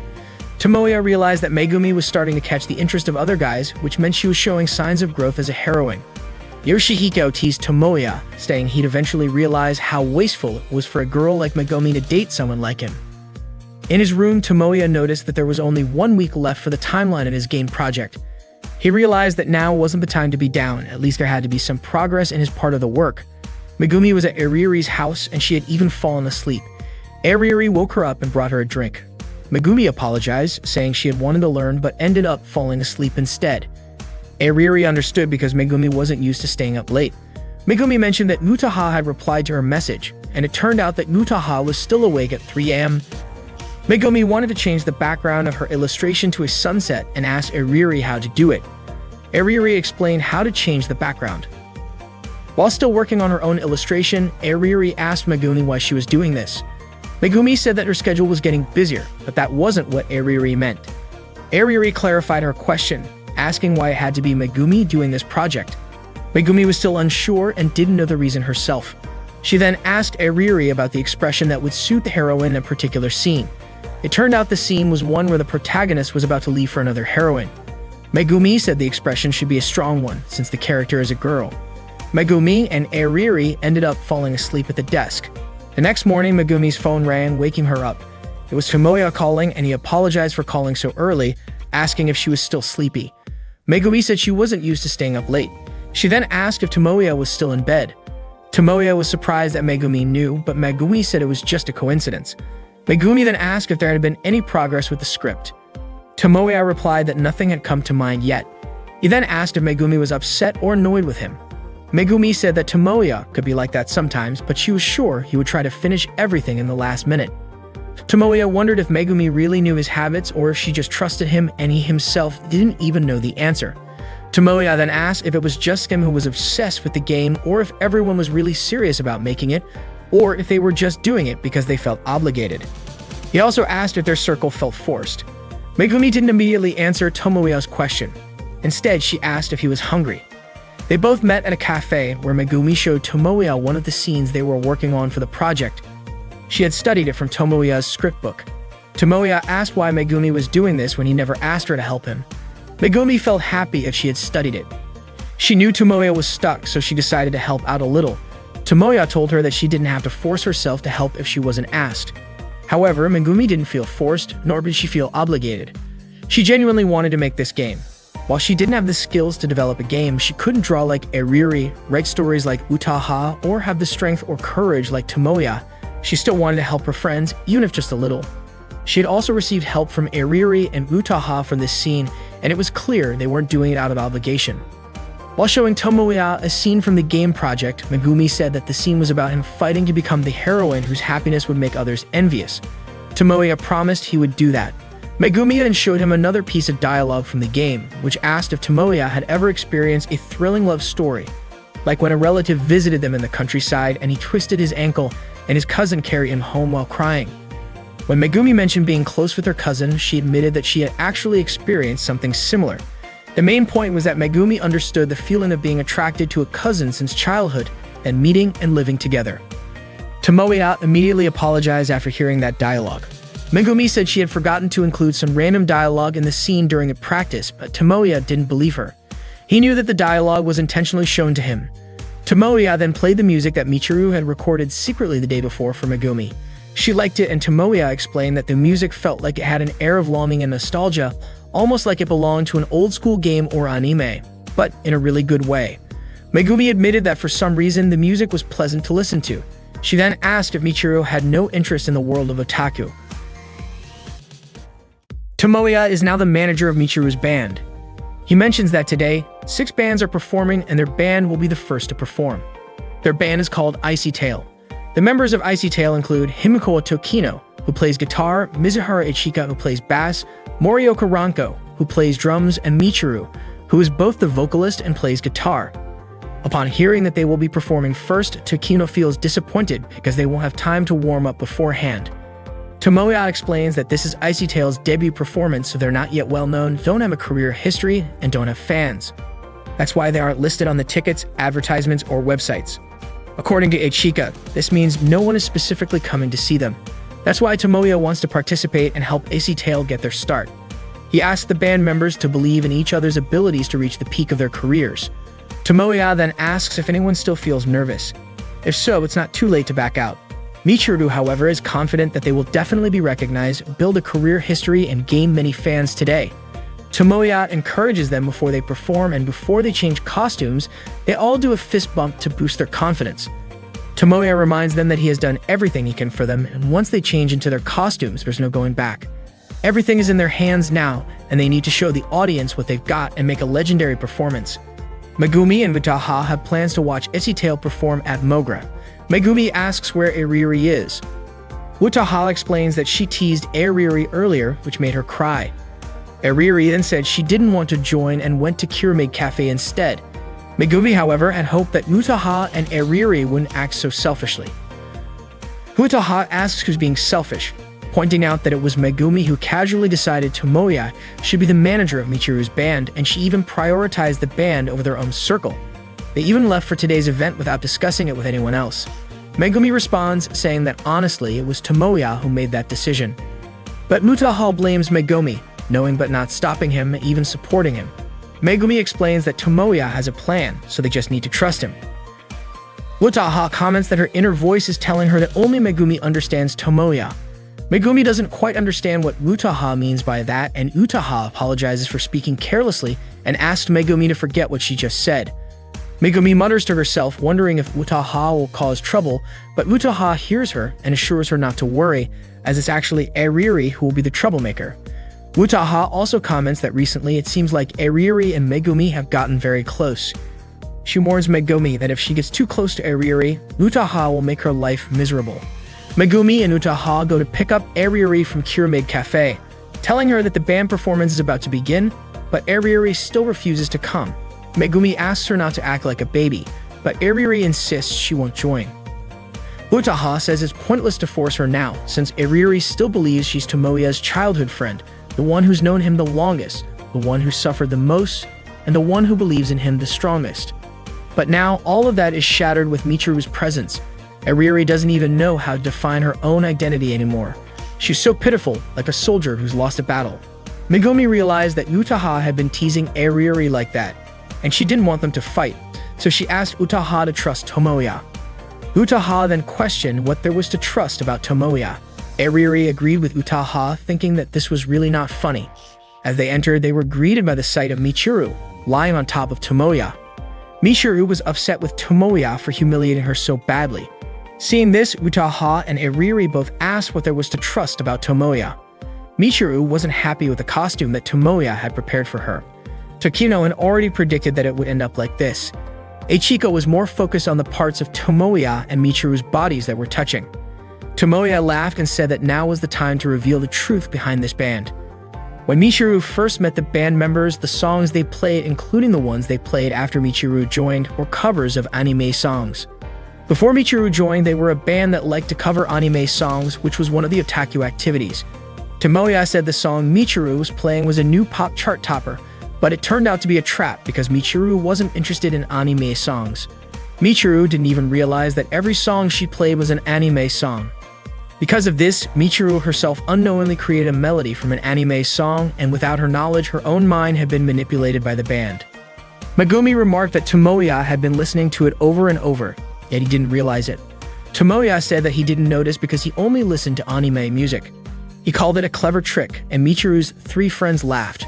Michiru hoped that what Tomoya said was a lie. Tokino had expected it to go like this. Ichika said they hadn't told Michiru because they knew she would get in a bad mood if they talked about anime. Ranko apologized to Michiru, but Michiru felt the apology was too late. Tomoya remarked that not many otaku hung out with Michiru, which made Michiru angry. It was truly an unexpected plot twist, the peak of a chance. Tomoya said that was why Tokino, Ichika, and Ranko had made an agreement with him, and in return, Tomoya became the manager of Icy Tail, the anime cover band. Then they agreed to let Michiru work at Blessing Software, and that was a win-win solution for everyone. But Michiru didn't feel it was a win for her. Tomoya then said that if she agreed, Michiru could quit, take off her costume, and leave right now, but she had to understand that her friends, the ones who meant a lot to her, were waiting for her. Tokino apologized for keeping it a secret from her all this time. Ichika also said they couldn't keep lying to themselves anymore because they really wanted to play anime songs.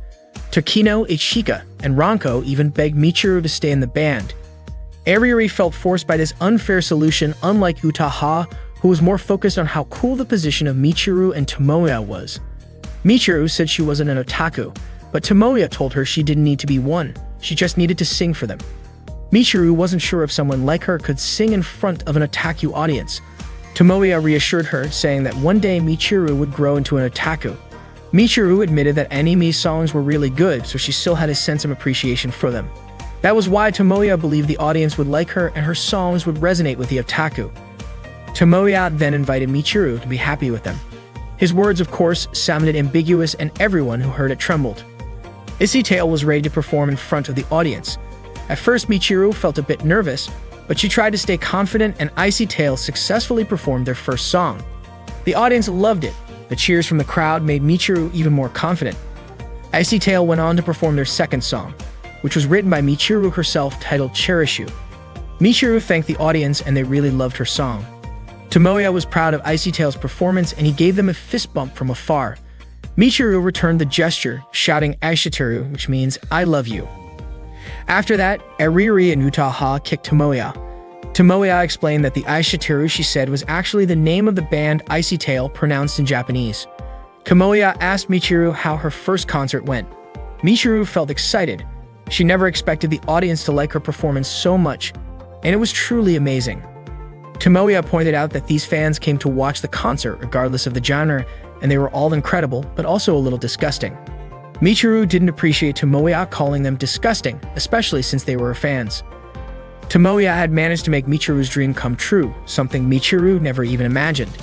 He then said it was Michiru's turn to make his dream come true. Tomoya wanted Michiru to write a song for his game's music, and she couldn't refuse.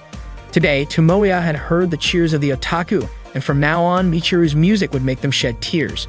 Tomoya planned to combine Utaha's scenario, Ariuri's illustrations, and Michiru's music to create a miracle. Michiru called Tomoya so optimistic. He responded asking if Michiru thought someone was foolish just because they cried over a game. Michiru admitted that after everything that happened today, she might start believing Tomoya a little, which meant that their agreement was official. Michiru's friends were happy to hear that, but Utaha and Ariuri were clearly annoyed. Michiru asked Tomoya to finalize their agreement. She got closer to him, which made Tomoya think some inappropriate thoughts, but instead of that, Michiru punched him and said she would never forgive him. Megumi was grateful that Michiru had joined their circle, but Ariuri didn't really care about that. Megumi said she couldn't wait for Michiru to write a great song for the dating sim game. Ariuri replied that even without the music, the scenario and illustrations could make people cry. Megumi didn't respond to Ariuri's comment, which made Ariuri ask if she had said something strange. Megumi just said that there were two things she found enjoyable. Ariuri didn't understand what Megumi meant. Megumi explained that the first thing was she knew Ariuri really respected Utaha, but Ariuri said that talent and personality were two different things. The second thing Megumi liked was that Ariuri had started to take the game seriously. For Ariuri, it seemed that Megumi was just as serious about the game as she was. Megumi couldn't wait for the upcoming winter comic market and was curious to see how the game would turn out. Megumi walked ahead of Ariuri and suddenly, Ariuri called her by her first name instead of her last name. Megumi was surprised, but Ariuri quickly apologized, saying she had slipped up, though she eventually admitted it was intentional. Ariuri felt it was strange that even though they were fellow otaku working overtime to make the game, they were still so formal with each other. She asked Megumi if she thought the same. Megumi remembered what Utaha had said about getting too close to Ariuri, that it would turn her friend's life into misery. Seeing Megumi remain silent, Ariuri started to step back, but then Megumi surprisingly seemed open to getting closer to her. Utaha had successfully completed the dialogue for the dating sim game.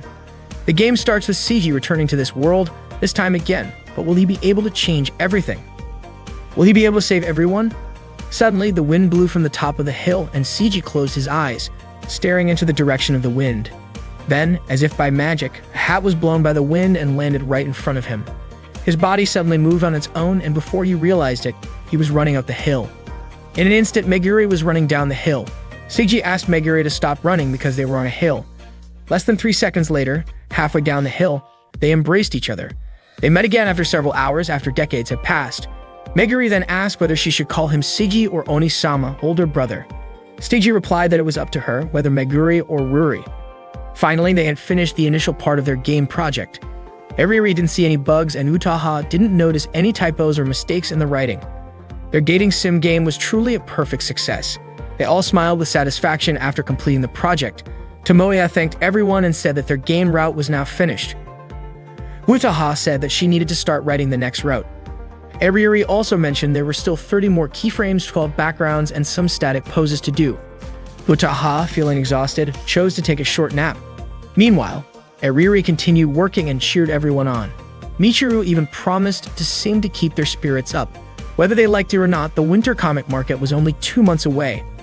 Otaku and non-otaku alike mocked each other, frustrated, laughed together, disagreed, worked side by side, argued, and did so many other things. This was the story of Tomoya and his friends' journey in making their dreams come true, overcoming many obstacles along the way. Tomoya was the spokesperson for the school's Doujin Game Circle. He was a second-year high school student and an otaku. In mid-October, he and the other members of the circle went on a trip to a location relevant to the game they were working on. During the journey, Utaha commented on the prologue of the story Tomoya had written. She said that starting with a long monologue from the protagonist was pointless. If Tomoya wrote such a boring opening, players would just fall asleep. Utaha let Tomoya do as he pleased since he wanted to write the script, but she insisted he needed to learn the basics first. Tomoya argued that it was just a prologue and that players wouldn't have any information yet, so he needed to explain things in detail. Utaha countered by suggesting he weave the exposition into the dialogue between characters instead. Tomoya was amazed by Utaha's skill, acknowledging that she was the one responsible for the scriptwriting at Blessing Software, as well as being the author of light novels under the pen name Kasumi Yutako. Eriri then asked what Tomoya and Utaha were whispering about, while Michiru commented that the two seemed to be flirting while others were trying to sleep. Tomoya went on to introduce the illustrator of their circle and also of his childhood friend, Eriri. Then there was their music director and vocalist of a band that performed anime songs, as well as Tomoya's cousin, Michiru. After a long train ride, they finally arrived at a beautiful place, a mountain far from the city. Eriri asked Megumi to be her model because she wanted to sketch there. Michiru questioned why Eriri was going through so much trouble drawing when she could just take a photo instead. Eriri explained that sketching the scenery would make them feel as if they were truly present in the moment, which was very different from painting or copying a photograph. Michiru didn't fully understand but commented that Eriri was such a perfectionist. Utaha dismissed Eriri's perfectionism as useless and decided to just take a photo of the scenery instead. This, of course, led to another argument between Eriri and Utaha.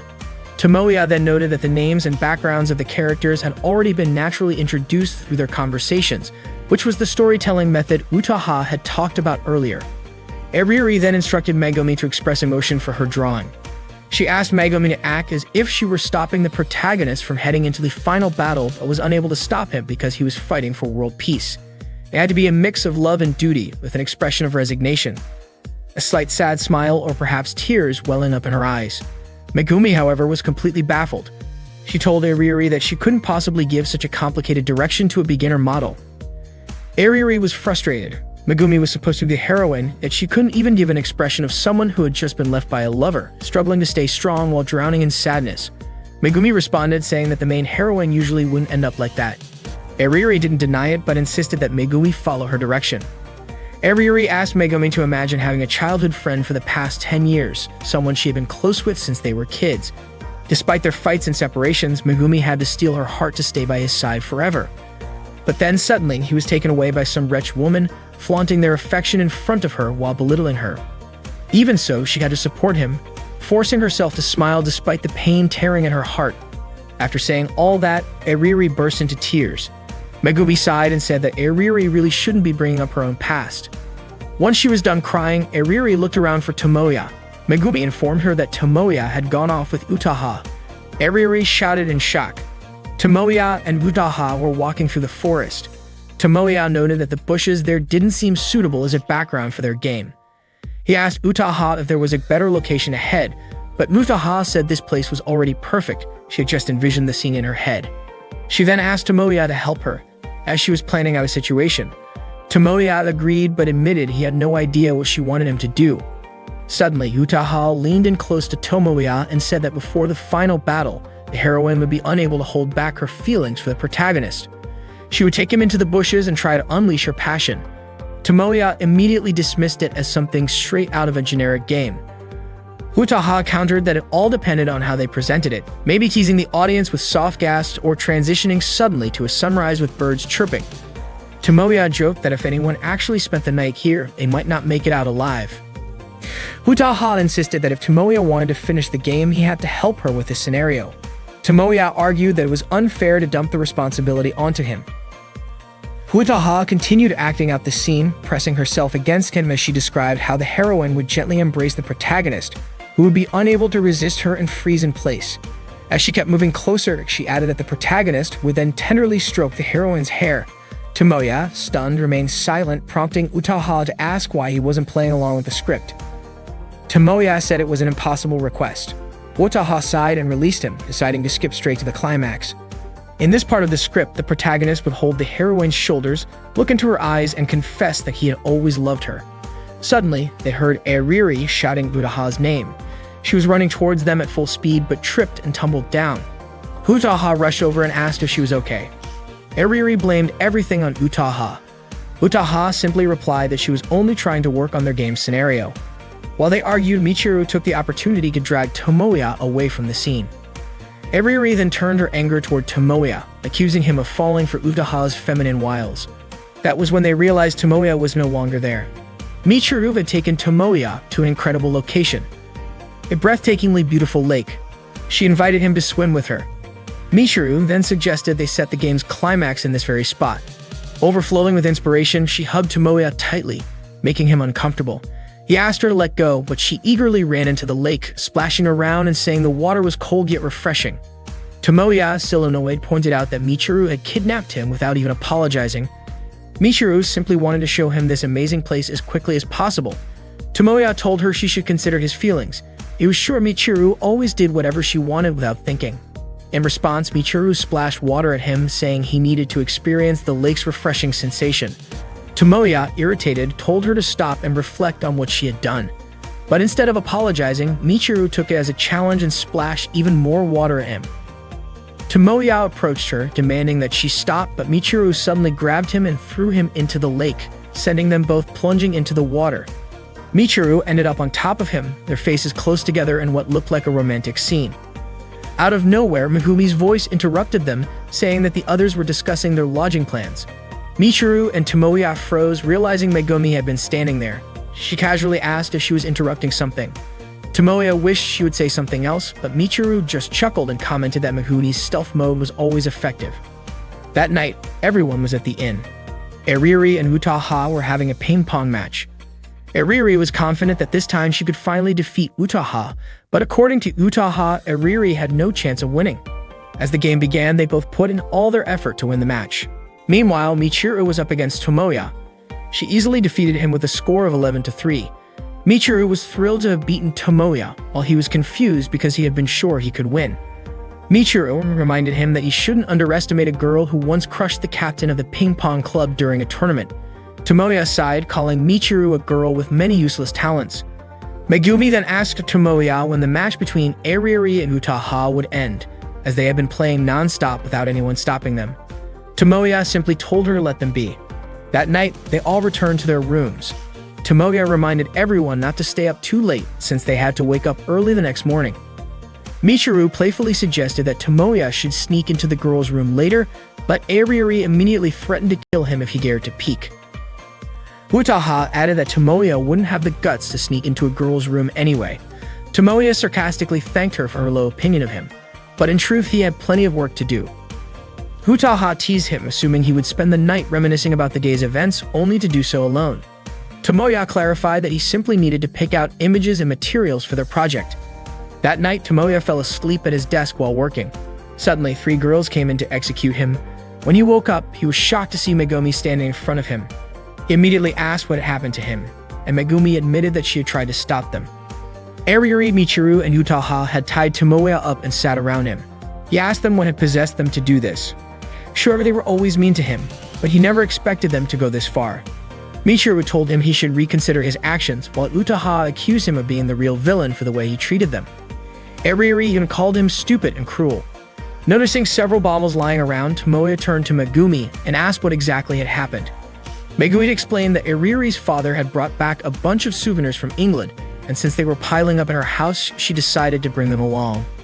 Tomoya couldn't believe it.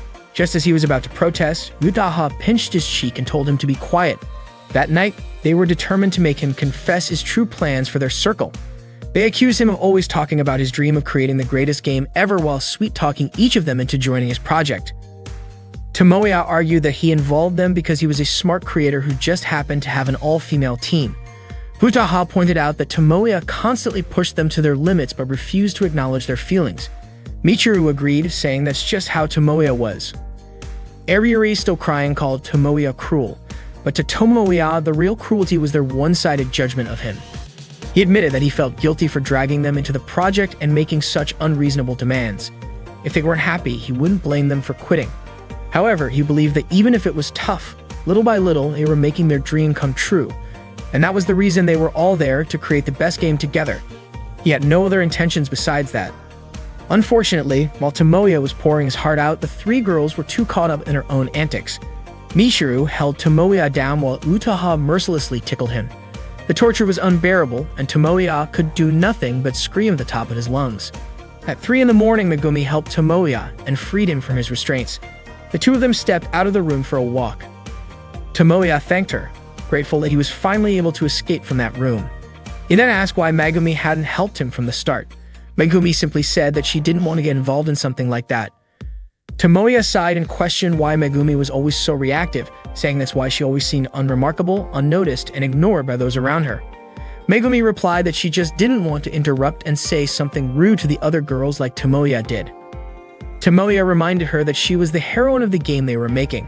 However, Megumi insisted that no matter how much time passed, that role would never suit her. Tomoya, on the other hand, believed that the first heroine could never be replaced, so Megumi had to be the face of their game. He then wondered why Megumi always had so many complaints. It turned out that Megumi didn't actually know what she was supposed to do or how to act, so all she could do was complain. Tomoya then suggested that as a first step, she should start acting like a main heroine. But Megumi didn't understand what he meant. To give her an example, Tomoya described scenarios where Megumi was hated by her rival so much that the rival put nails in her shoes. Or another where she got married to her boyfriend but then disappeared after an accident only to return years later and be forced into a loveless marriage. These kinds of love-hate drama situations Tomoya explained or what a heroine had to go through. No matter what struggles she faced, a true heroine would have the determination to keep going. He assumed Megumi should understand that by now. Hearing this, Megumi promised she would do her best every day. Tomoya then noticed how much Megumi's hair had grown. It had already been 6 months since he first acknowledged her presence at school. Reflecting on that time, he mentioned how much they had been through together over those 6 months. But for Megumi, it didn't feel like much at all. Tomoya commented that she had really perfected her flat Sokomi character. Megumi said that it was because she had been hanging out with a bunch of Otaku guys. With a soft smile, she mentioned that their game was nearly complete. She hoped that many people would buy and enjoy it. Tomoya confidently reassured her that they definitely would. That was their story. Otaku and non-otaku teasing each other, getting frustrated together, sharing laughter, having disagreements, supporting each other, fighting, and so much more. Through their time together, a story that Tomoya's circle had envisioned was coming to life. Megumi also hoped that their circle would never break apart. Tomoya quickly told her not to jinx it.